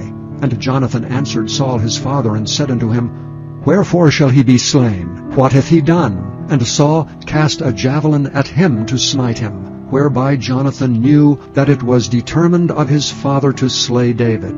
So Jonathan arose from the table in fierce anger, and did eat no meat the 2nd day of the month. for he was grieved for David because his father had done him shame. And it came to pass in the morning that Jonathan went out into the field at the time appointed with David, and a little lad with him. And he said unto his lad, Run, find out now the arrows which I shoot. And as the lad ran, he shot an arrow beyond him. And when the lad was come to the place of the arrow which Jonathan had shot, Jonathan cried after the lad and said, Is not the arrow beyond thee?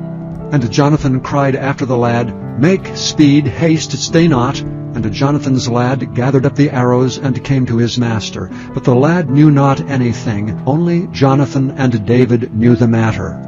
And Jonathan gave his artillery unto his lad, and said unto him, Go carry them to the city. And as soon as the lad was gone, David arose out of a place toward the south, and fell on his face to the ground, and bowed himself 3 times.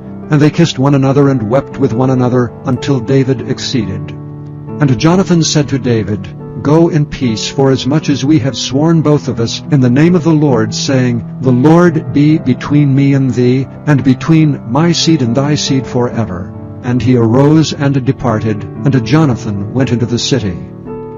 Chapter 21. Then came David to Nob, to Ahimelech the priest. And Ahimelech was afraid at the meeting of David, and said unto him, Why art thou alone, and no man with thee? And David said unto Ahimelech the priest, The king hath commanded me a business, and hath said unto me, Let no man know anything of the business whereabout I send thee, and what I have commanded thee.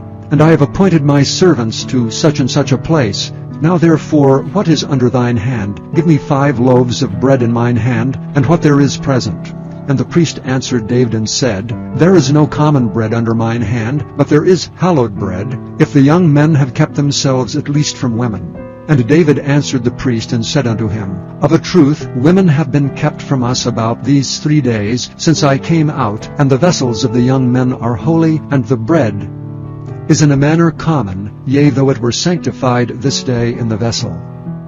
So the priest gave him hallowed bread, for there was no bread there but the showbread, that was taken from before the Lord, to put hot bread in the day when it was taken away. Now a certain man of the servants of Saul was there that day, detained before the Lord, and his name was Doeg an Edomite, the chiefest of the herdsmen that belonged to Saul. And David said unto Ahimelech, And is there not here under thine hand spear or sword? For I have neither brought my sword nor my weapons with me, because the king's business required haste. And the priest said, The sword of Goliath the Philistine, whom thou slewest in the valley of Elah, behold, it is here wrapped in a cloth behind the ephod.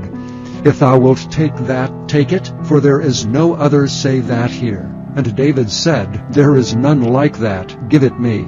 And David arose and fled that day for fear of Saul, and went to Achish the king of Gath. And the servants of Achish said unto him, Is not this David the king of the land? Did they not sing one to another of him in dances, saying, Saul hath slain his thousands, and David his 10,000s? And David laid up these words in his heart, and was sore afraid of Achish the king of Gath. And he changed his behavior before them, and feigned himself mad in their hands, and scrabbled on the doors of the gate, and let his spittle fall down upon his beard. Then said Achish unto his servants, Lo, ye see the man is mad. Wherefore then have ye brought him to me? Have I need of madmen, that ye have brought this fellow to play the madman in my presence? Shall this fellow come into my house? Chapter 22. David therefore departed thence, and escaped to the cave Adullam. And when his brethren and all his father's house heard it, they went down thither to him. And every one that was in distress, and every one that was in debt, and every one that was discontented, gathered themselves unto him, and he became a captain over them. And there were with him about 400 men. And David went thence to Mizpeh of Moab. And he said unto the king of Moab, Let my father and my mother, I pray thee, come forth and be with you, till I know what God will do for me. And he brought them before the king of Moab, and they dwelt with him all the while that David was in the hold.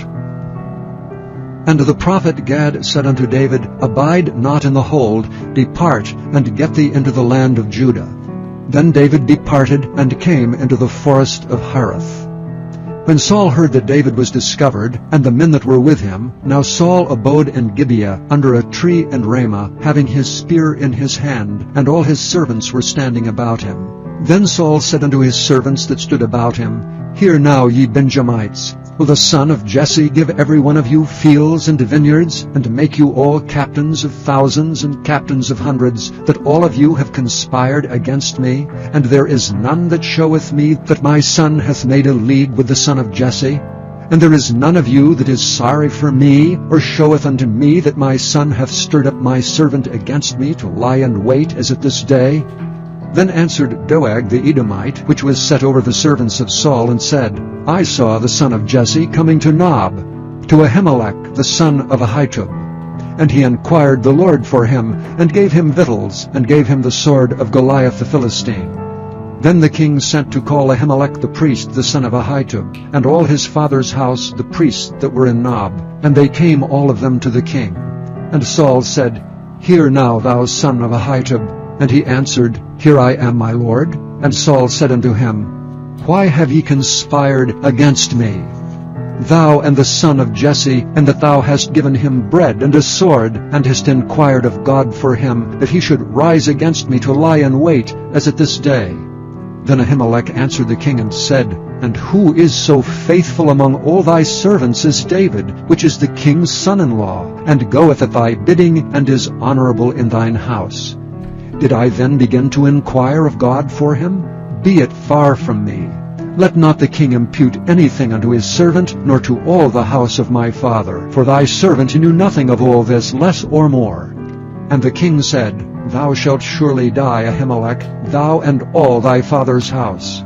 And the king said unto the footmen that stood about him, Turn and slay the priests of the Lord, because their hand also is with David, and because they knew when he fled, and did not show it to me. But the servants of the king would not put forth their hand to fall upon the priests of the Lord. And the king said to Doeg, Turn thou and fall upon the priests. And Doeg the Edomite turned and fell upon the priests, and slew on that day 75 persons that did wear a linen ephod. And Nob, the city of the priests, smote he with the edge of the sword, both men and women, children and sucklings, and oxen and asses and sheep, with the edge of the sword. And one of the sons of Ahimelech, the son of Ahitub, named Abiathar, escaped and fled after David. And Abiathar showed David that Saul had slain the Lord's priests. And David said unto Abiathar, I knew it that day, when Doeg the Edomite was there, that he would surely tell Saul, I have occasioned the death of all the persons of thy father's house. Abide thou with me, fear not, for he that seeketh my life seeketh thy life. But with me thou shalt be in safeguard. Chapter 23. Then they told David, saying, Behold, the Philistines fight against Keilah, and they rob the threshing floors. Therefore David inquired of the Lord, saying, Shall I go and smite these Philistines? And the Lord said unto David, Go and smite the Philistines, and save Keilah. And David's men said unto him, Behold, we be afraid here in Judah. How much more then if we come to Keilah, against the armies of the Philistines? Then David inquired of the Lord yet again. And the Lord answered him and said, Arise, go down to Keilah, for I will deliver the Philistines into thine hand. So David and his men went to Keilah, and fought with the Philistines, and brought away their cattle, and smote them with a great slaughter. So David saved the inhabitants of Keilah. And it came to pass, when Abiathar the son of Ahimelech fled to David, to Keilah, that he came down with an ephod in his hand. And it was told Saul that David was come to Keilah. And Saul said, God hath delivered him into mine hand, for he is shut in by entering into a town that hath gates and bars. And Saul called all the people together to war, to go down to Keilah, to besiege David and his men. And David knew that Saul secretly practiced mischief against him. And he said to Abiathar the priest, Bring hither the ephod. Then said David, O Lord God of Israel, thy servant hath certainly heard that Saul seeketh to come to Keilah to destroy the city for my sake. Will the men of Keilah deliver me up into his hand? Will Saul come down as thy servant hath heard? O Lord God of Israel, I beseech thee, tell thy servant. And the Lord said, He will come down. Then said David, Will the men of Keilah deliver me and my men into the hand of Saul? And the Lord said, They will deliver thee up. Then David and his men, which were about 600, arose and departed out of Keilah, and went whithersoever they could go. And it was told Saul that David was escaped from Keilah, and he forbare to go forth. And David abode in the wilderness and strongholds, and remained in a mountain in the wilderness of Ziph. And Saul sought him every day, but God delivered him not into his hand. And David saw that Saul was come out to seek his life, and David was in the wilderness of Ziph in a wood. And Jonathan, Saul's son, arose and went to David into the wood, and strengthened his hand in God.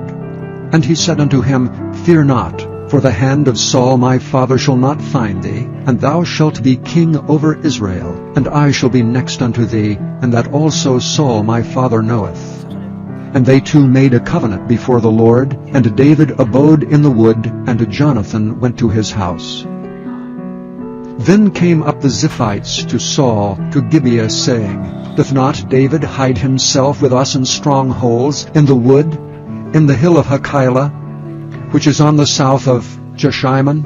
Now therefore, O king, come down according to all the desire of thy soul to come down, and our part shall be to deliver him into the king's hand. And Saul said, Blessed be ye of the Lord, for ye have compassion on me. Go, I pray you, prepare yet, and know and see his place where his haunt is, and who hath seen him there. For it is told me that he dealeth very subtly. See therefore, and take knowledge of all the lurking places where he hideth himself, and come ye again to me with a certainty, and I will go with you. And it shall come to pass, if he be in the land, that I will search him out throughout all the thousands of Judah.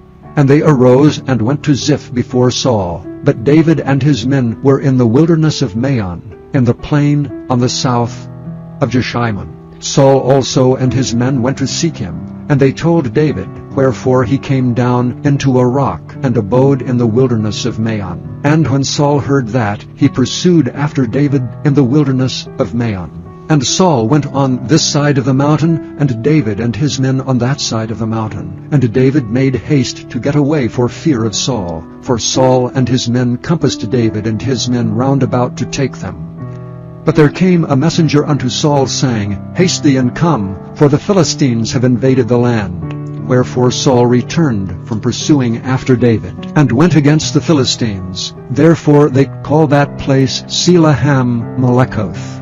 And David went up from thence, and dwelt in the strongholds at Engedi.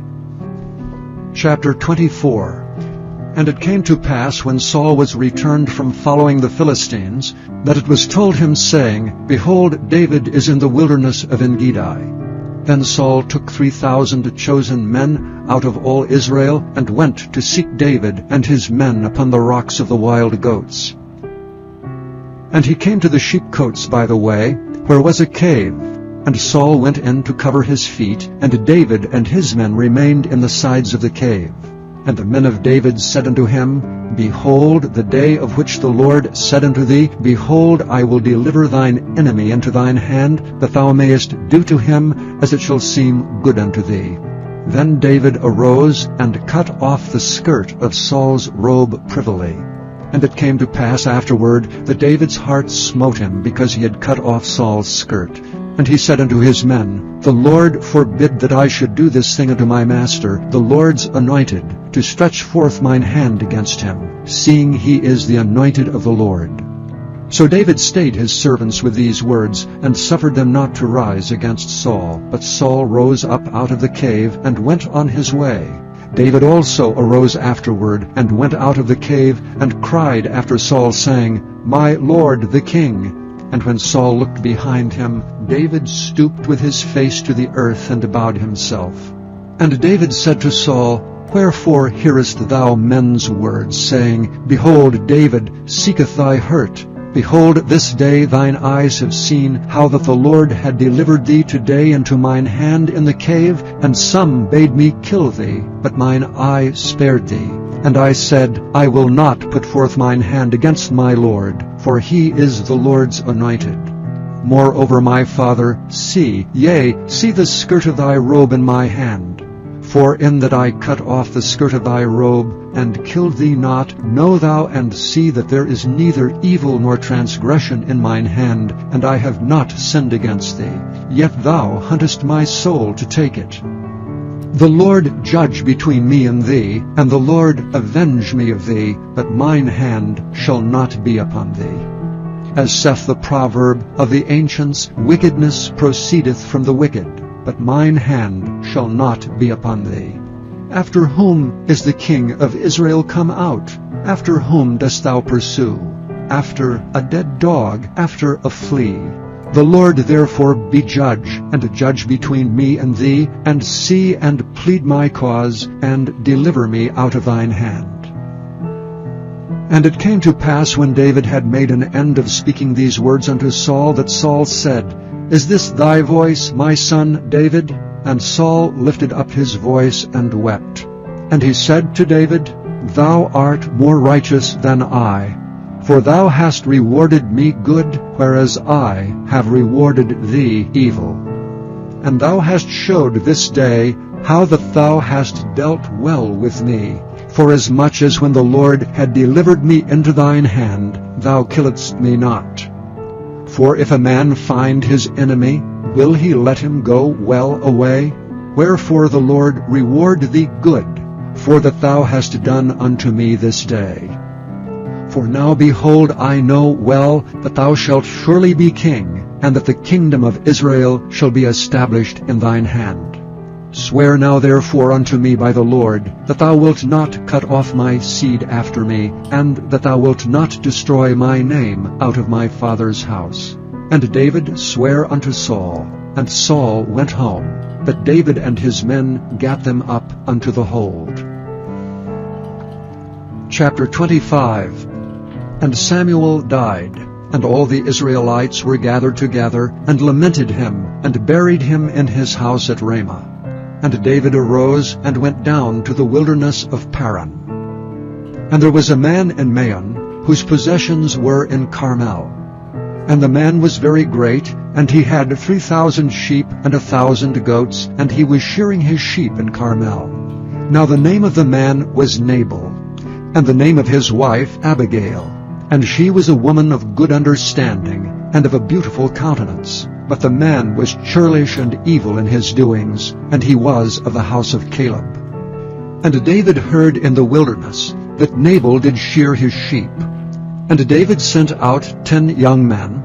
And David said unto the young men, Get you up to Carmel, and go to Nabal, and greet him in my name. And thus shall ye say to him that liveth in prosperity, Peace be both to thee, and peace be to thine house, and peace be unto all that thou hast. And now I have heard that thou hast shearers.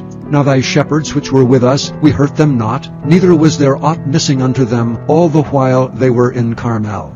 Ask thy young men, and they will show thee. Wherefore let the young men find favor in thine eyes. For we come in a good day. Give, I pray thee, whatsoever cometh to thine hand unto thy servants and to thy son David. And when David's young men came, they spake to Nabal according to all those words in the name of David, and ceased. And Nabal answered David's servants and said, Who is David, and who is the son of Jesse?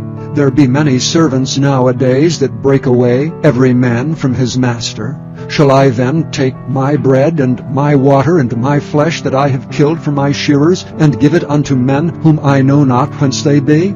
So David's young men turned their way, and went again, and came, and told him all those sayings.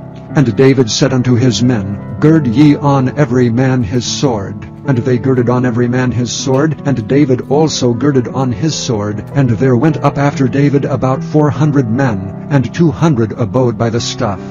But one of the young men told Abigail, Nabal's wife, saying, Behold, David sent messengers out of the wilderness to salute our master, and he railed on them. But the men were very good unto us, and we were not hurt, neither missed we anything, as long as we were conversant with them when we were in the fields. They were a wall unto us both by night and day, all the while we were with them keeping the sheep. Now therefore know and consider what thou wilt do, for evil is determined against our master and against all his household. for he is such a son of Belial that a man cannot speak to him." Then Abigail made haste and took 200 loaves and 2 bottles of wine, and 5 sheep ready dressed, and 5 measures of parched corn, and 100 clusters of raisins, and 200 cakes of figs, and laid them on asses. And she said unto her servants, "Go on before me, behold, I come after you." But she told not her husband Nabal. And it was so, as she rode on the ass, that she came down by the covert of the hill, and behold, David and his men came down against her, and she met them. Now David had said, "Surely in vain have I kept all that this fellow hath in the wilderness, so that nothing was missed of all that pertained unto him, and he hath requited me evil for good. So and more also do God unto the enemies of David, if I leave of all that pertain to him by the morning light any that pisseth against the wall." And when Abigail saw David, she hasted and lighted off the ass, and fell before David on her face, and bowed herself to the ground, and fell at his feet, and said, "Upon me, my lord, upon me let this iniquity be, and let thine handmaid, I pray thee, speak in thine audience, and hear the words of thine handmaid. Let not my lord, I pray thee, regard this man of Belial, even Nabal, for as his name is, so is he. Nabal is his name, and folly is with him. But I thine handmaid saw not the young man of my lord, whom thou didst send. Now therefore, my lord, as the Lord liveth, and as thy soul liveth, seeing the Lord hath withholden thee from coming to shed blood, and from avenging thyself with thine own hand, now let thine enemies, and they that seek evil to my lord, be as Nabal. And now this blessing which thine handmaid hath brought unto my lord, let it even be given unto the young men that follow my lord. I pray thee, forgive the trespass of thine handmaid, for the Lord will surely make my lord a sure house, because my lord fighteth the battles of the Lord, and evil hath not been found in thee all thy days. Yet a man is risen to pursue thee, and to seek thy soul. But the soul of my lord shall be bound in the bundle of life with the Lord thy God. And the souls of thine enemies, them shall he sling out, as out of the middle of a sling. And it shall come to pass, when the Lord shall have done to my lord according to all the good that he hath spoken concerning thee, and shall have appointed thee ruler over Israel, that this shall be no grief unto thee, nor offense of heart unto my lord, either that thou hast shed blood causeless, or that my lord hath avenged himself. But when the Lord shall have dealt well with my lord, then remember thine handmaid." And David said to Abigail, "Blessed be the Lord God of Israel, which sent thee this day to meet me. And blessed be thy advice, and blessed be thou which hast kept me this day from coming to shed blood, and from avenging myself with mine own hand. For in very deed as the Lord God of Israel liveth, which hath kept me back from hurting thee, except thou hadst hasted and come to meet me, surely there had not been left unto Nabal by the morning light any that pisseth against the wall." So David received of her hand that which she had brought him, and said unto her, "Go up in peace to thine house. See, I have hearkened to thy voice, and have accepted thy person." And Abigail came to Nabal, and behold, he held a feast in his house, like the feast of a king. And Nabal's heart was merry within him, for he was very drunken. Wherefore she told him nothing, less or more, until the morning light. But it came to pass in the morning, when the wine was gone out of Nabal, and his wife had told him these things, that his heart died within him, and he became as a stone. And it came to pass about 10 days after, that the Lord smote Nabal, that he died. And when David heard that Nabal was dead, he said, "Blessed be the Lord, that hath pleaded the cause of my reproach from the hand of Nabal, and hath kept his servant from evil. For the Lord hath returned the wickedness of Nabal upon his own head." And David sent and communed with Abigail to take her to him to wife. And when the servants of David were come to Abigail to Carmel, they spake unto her, saying, "David sent us unto thee, to take thee to him to wife." And she arose and bowed herself on her face to the earth, and said, "Behold, let thine handmaid be a servant to wash the feet of the servants of my lord." And Abigail hasted, and arose, and rode upon an ass with 5 damsels of hers that went after her. And she went after the messengers of David, and became his wife. David also took Ahinoam of Jezreel, and they were also both of them his wives. But Saul had given Michal his daughter, David's wife, to Phalti the son of Laish, which was of Gallim. Chapter 26. And the Ziphites came unto Saul to Gibeah, saying, Doth not David hide himself in the hill of Hachilah, which is before Jeshimon? Then Saul arose and went down to the wilderness of Ziph, having 3,000 chosen men of Israel with him, to seek David in the wilderness of Ziph.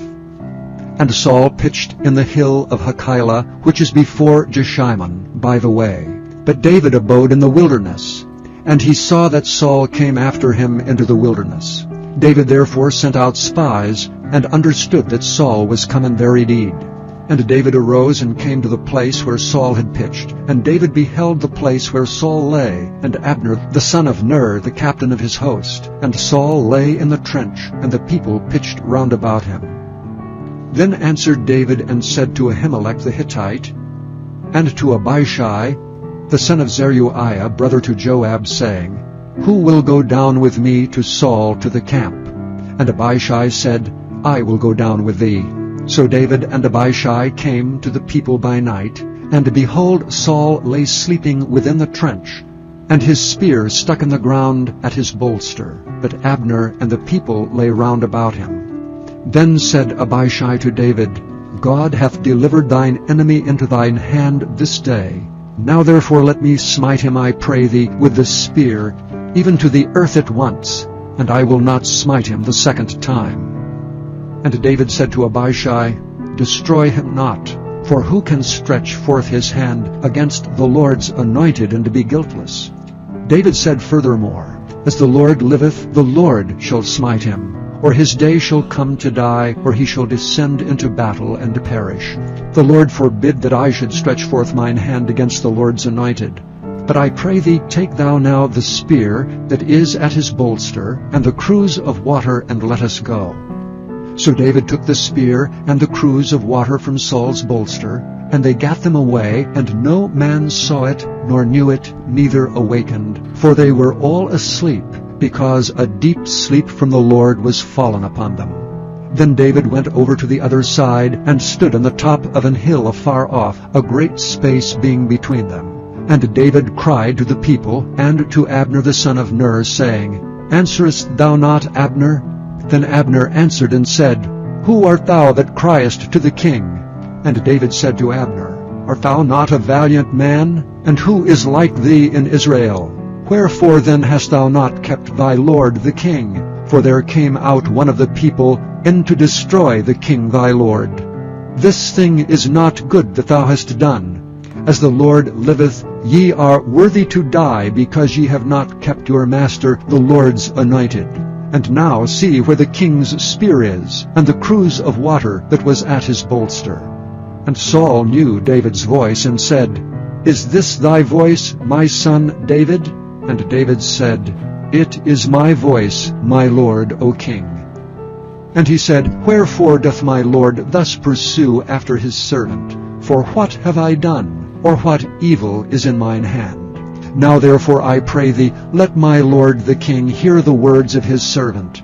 If the Lord have stirred thee up against me, let him accept an offering. But if they be the children of men, cursed be they before the Lord, for they have driven me out this day from abiding in the inheritance of the Lord, saying, Go, serve other gods. Now therefore let not my blood fall to the earth before the face of the Lord. For the king of Israel is come out to seek a flea, as when one doth hunt a partridge in the mountains. Then said Saul, I have sinned. Return, my son David, for I will no more do thee harm, because my soul was precious in thine eyes this day. Behold, I have played the fool, and have erred exceedingly. And David answered and said, Behold the king's spear, and let one of the young men come over and fetch it. The Lord render to every man his righteousness and his faithfulness. For the Lord delivered thee into my hand today, but I would not stretch forth mine hand against the Lord's anointed. And behold, as thy life was much set by this day in mine eyes, so let my life be much set by in the eyes of the Lord, and let him deliver me out of all tribulation. Then Saul said to David, Blessed be thou, my son David. Thou shalt both do great things, and also shalt still prevail. So David went on his way, and Saul returned to his place. Chapter 27. And David said in his heart, I shall now perish one day by the hand of Saul. There is nothing better for me than that I should speedily escape into the land of the Philistines, and Saul shall despair of me to seek me any more in the coast of Israel. So shall I escape out of his hand. And David arose, and he passed over with 600 men that were with him, unto Achish the son of Maoch, king of Gath. And David dwelt with Achish at Gath, he and his men, every man with his household, even David with his 2 wives, Ahinoam the Jezreelitess, and Abigail the Carmelitess, Nabal's wife. And it was told Saul that David was fled to Gath, and he sought no more again for him. And David said unto Achish, If I have now found grace in thine eyes, let them give me a place in some town in the country, that I may dwell there. For why should thy servant dwell in the royal city with thee? Then Achish gave him Ziklag that day, wherefore Ziklag pertaineth unto the kings of Judah unto this day. And the time that David dwelt in the country of the Philistines was a full year and 4 months. And David and his men went up and invaded the Geshurites, and the Gezrites, and the Amalekites. For these nations were of old the inhabitants of the land, as thou goest to Shur, even unto the land of Egypt. And David smote the land, and left neither man nor woman alive, and took away the sheep, and the oxen, and the asses, and the camels, and apparel, and returned, and came to Achish. And Achish said, Whither have ye made a road today? And David said, Against the south of Judah, and against the south of the Jerahmeelites, and against the south of the Kenites. And David saved neither man nor woman alive, to bring tidings to Gath, saying, Lest they should tell on us, saying, So did David, and so will be his manner all the while he dwelleth in the country of the Philistines. And Achish believed David, saying, He hath made his people Israel utterly to abhor him. Therefore he shall be my servant forever. Chapter 28. And it came to pass in those days that the Philistines gathered their armies together for warfare to fight with Israel. And Achish said unto David, Know thou assuredly that thou shalt go out with me to battle, thou and thy men. And David said to Achish, Surely thou shalt know what thy servant can do. And Achish said to David, Therefore will I make thee keeper of mine head forever. Now Samuel was dead, and all Israel had lamented him, and buried him in Ramah, even in his own city. And Saul had put away those that had familiar spirits, and the wizards out of the land. And the Philistines gathered themselves together, and came and pitched in Shunem. And Saul gathered all Israel together, and they pitched in Gilboa. And when Saul saw the host of the Philistines, he was afraid, and his heart greatly trembled. And when Saul inquired of the Lord answered him not, neither by dreams, nor by Urim, nor by prophets.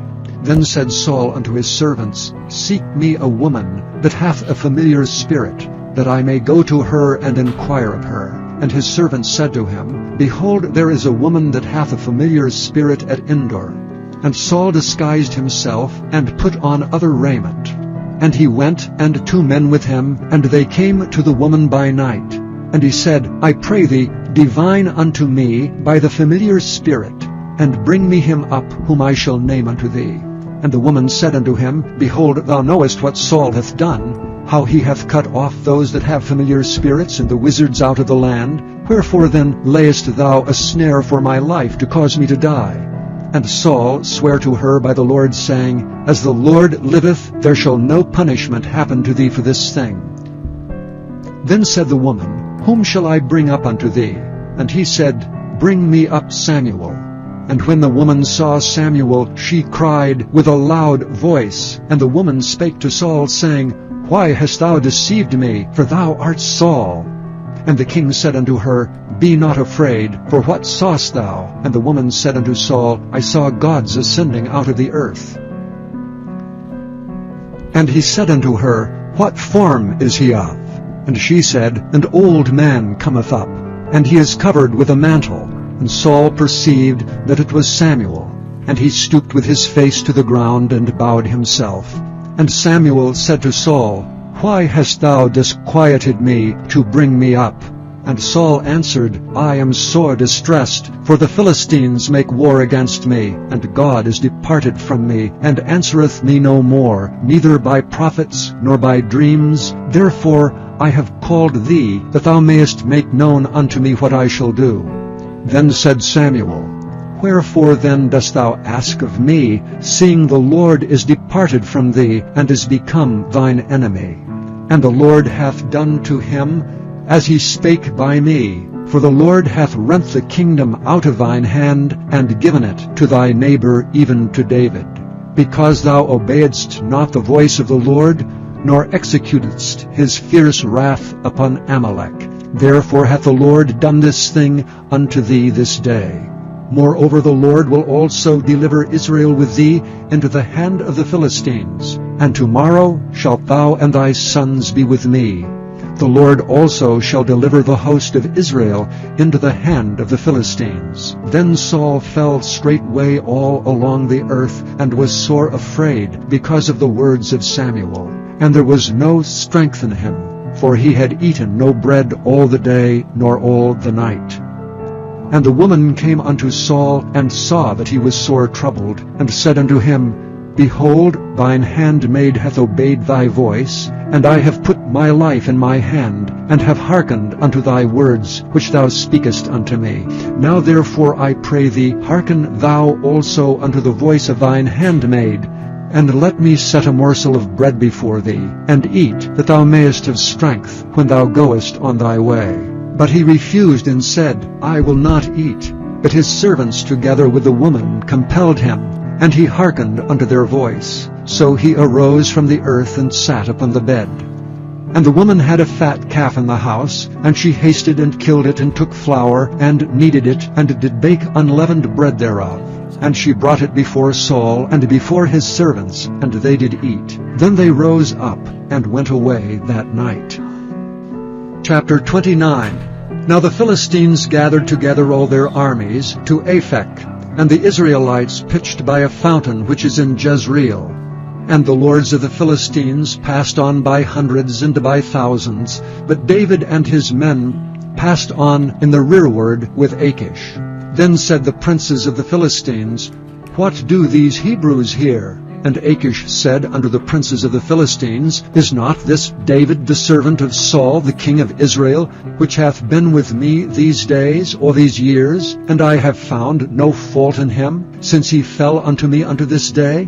And the princes of the Philistines were wroth with him, and the princes of the Philistines said unto him, Make this fellow return, that he may go again to his place which thou hast appointed him, and let him not go down with us to battle, lest in the battle he be an adversary to us. And wherewith should he reconcile himself unto his master? Should it not be with the heads of these men? Is not this David, of whom they sang one to another in dances, saying, Saul slew his thousands, and David his 10,000s? Then Achish called David, and said unto him, Surely as the Lord liveth, thou hast been upright, and thy going out and thy coming in with me in the host is good in my sight. For I have not found evil in thee since the day of thy coming unto me unto this day.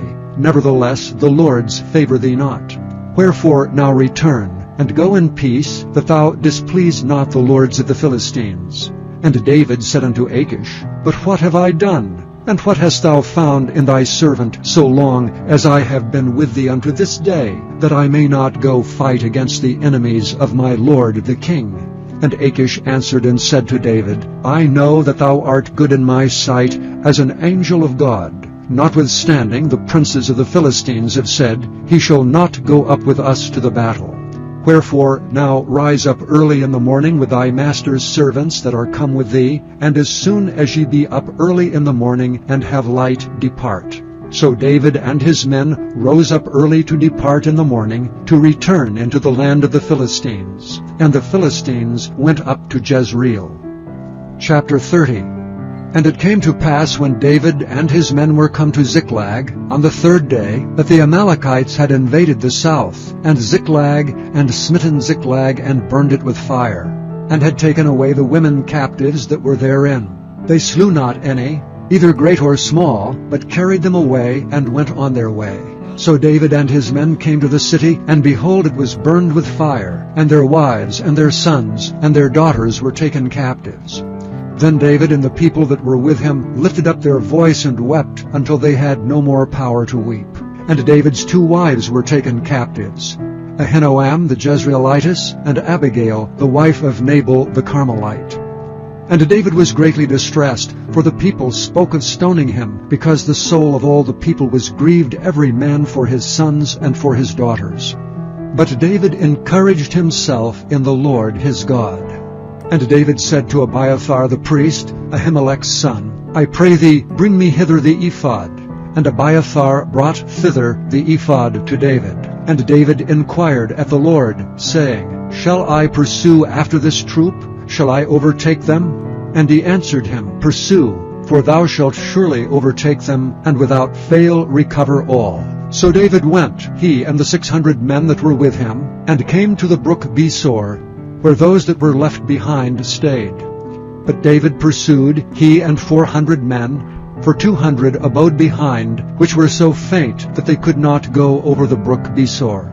And they found an Egyptian in the field, and brought him to David, and gave him bread, and he did eat, and they made him drink water, and they gave him a piece of a cake of figs, and 2 clusters of raisins. And when he had eaten, his spirit came again to him, for he had eaten no bread, nor drunk any water 3 days and 3 nights.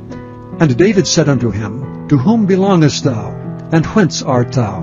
And he said, I am a young man of Egypt, servant to an Amalekite, and my master left me, because 3 days agone I fell sick. We made an invasion upon the south of the Kerethites, and upon the coast which belongeth to Judah, and upon the south of Caleb, and we burned Ziklag with fire. And David said to him, Canst thou bring me down to this company? And he said, Swear unto me by God, that thou wilt neither kill me, nor deliver me into the hands of my master, and I will bring thee down to this company.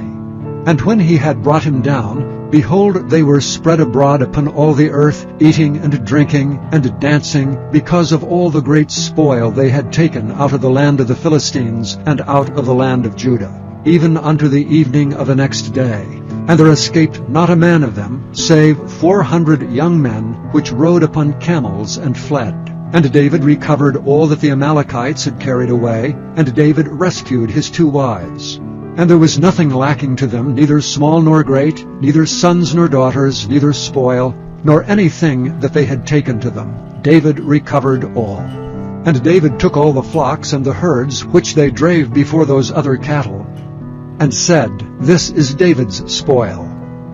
And David came to the 200 men, which were so faint that they could not follow David, whom they had made also to abide at the brook Besor, and they went forth to meet David, and to meet the people that were with him. And when David came near to the people, he saluted them. Then answered all the wicked men, and men of Belial, of those that went with David, and said, Because they went not with us, we will not give them aught of the spoil that we have recovered, save to every man his wife and his children, that they may lead them away and depart. Then said David, Ye shall not do so, my brethren, with that which the Lord hath given us, who hath preserved us, and delivered the company that came against us into our hand. For who will hearken unto you in this matter? But as his part is that goeth down to the battle, so shall his part be that tarrieth by the stuff. They shall part alike. And it was so from that day forward, that he made it a statute and an ordinance for Israel unto this day. And when David came to Ziklag, he sent of the spoil unto the elders of Judah, even to his friends, saying, Behold, a present for you of the spoil of the enemies of the Lord, to them which were in Bethel, and to them which were in South Ramoth, and to them that were in Jattir, and to them which were in Aroer, and to them which were in Siphmoth, and to them which were in Eshtemoa, and to them which were in Rachel, and to them which were in the cities of the Jerahmeelites, and to them which were in the cities of the Kenites, and to them which were in Hormah, and to them which were in Athak, and to them which were in Hebron, and to all the places where David himself and his men were wont to haunt. Chapter 31. Now the Philistines fought against Israel, and the men of Israel fled from before the Philistines, and fell down slain in Mount Gilboa. And the Philistines followed hard upon Saul and upon his sons. And the Philistines slew Jonathan and Abinadab and Malchishua, Saul's sons. And the battle went sore against Saul, and the archers hit him, and he was sore wounded of the archers. Then said Saul unto his armor-bearer, Draw thy sword, and thrust me through therewith, lest these uncircumcised come and thrust me through and abuse me. But his armor-bearer would not, for he was sore afraid. Therefore Saul took a sword and fell upon it. And when his armor-bearer saw that Saul was dead, he fell likewise upon his sword, and died with him. So Saul died, and his 3 sons, and his armor-bearer, and all his men that same day together. And when the men of Israel that were on the other side of the valley, and they that were on the other side of Jordan, saw that the men of Israel fled, and that Saul and his sons were dead, they forsook the cities and fled, and the Philistines came and dwelt in them. And it came to pass on the morrow, when the Philistines came to strip the slain, that they found Saul and his 3 sons fallen in Mount Gilboa. And they cut off his head, and stripped off his armor, and sent into the land of the Philistines round about, to publish it in the house of their idols and among the people. And they put his armor in the house of Ashtaroth, and they fastened his body to the wall of Bethshan. And when the inhabitants of Jabesh-Gilead heard of that which the Philistines had done to Saul, all the valiant men arose, and went all night, and took the body of Saul, and the bodies of his sons from the wall of Bethshan, and came to Jabesh, and burnt them there. And they took their bones, and buried them under a tree at Jabesh, and fasted 7 days.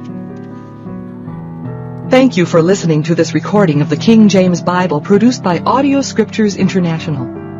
Audio Scriptures International believes it is more important to spread the Word of God than to make a large profit. Please feel free to make copies of these recordings and distribute them freely so long as you adhere to the following guidelines. First, you may not charge any more than the cost to duplicate and send them. Secondly, you must make a complete copy of the recording, including this message. For commercial and fundraising distribution, please contact Audio Scriptures International for additional information.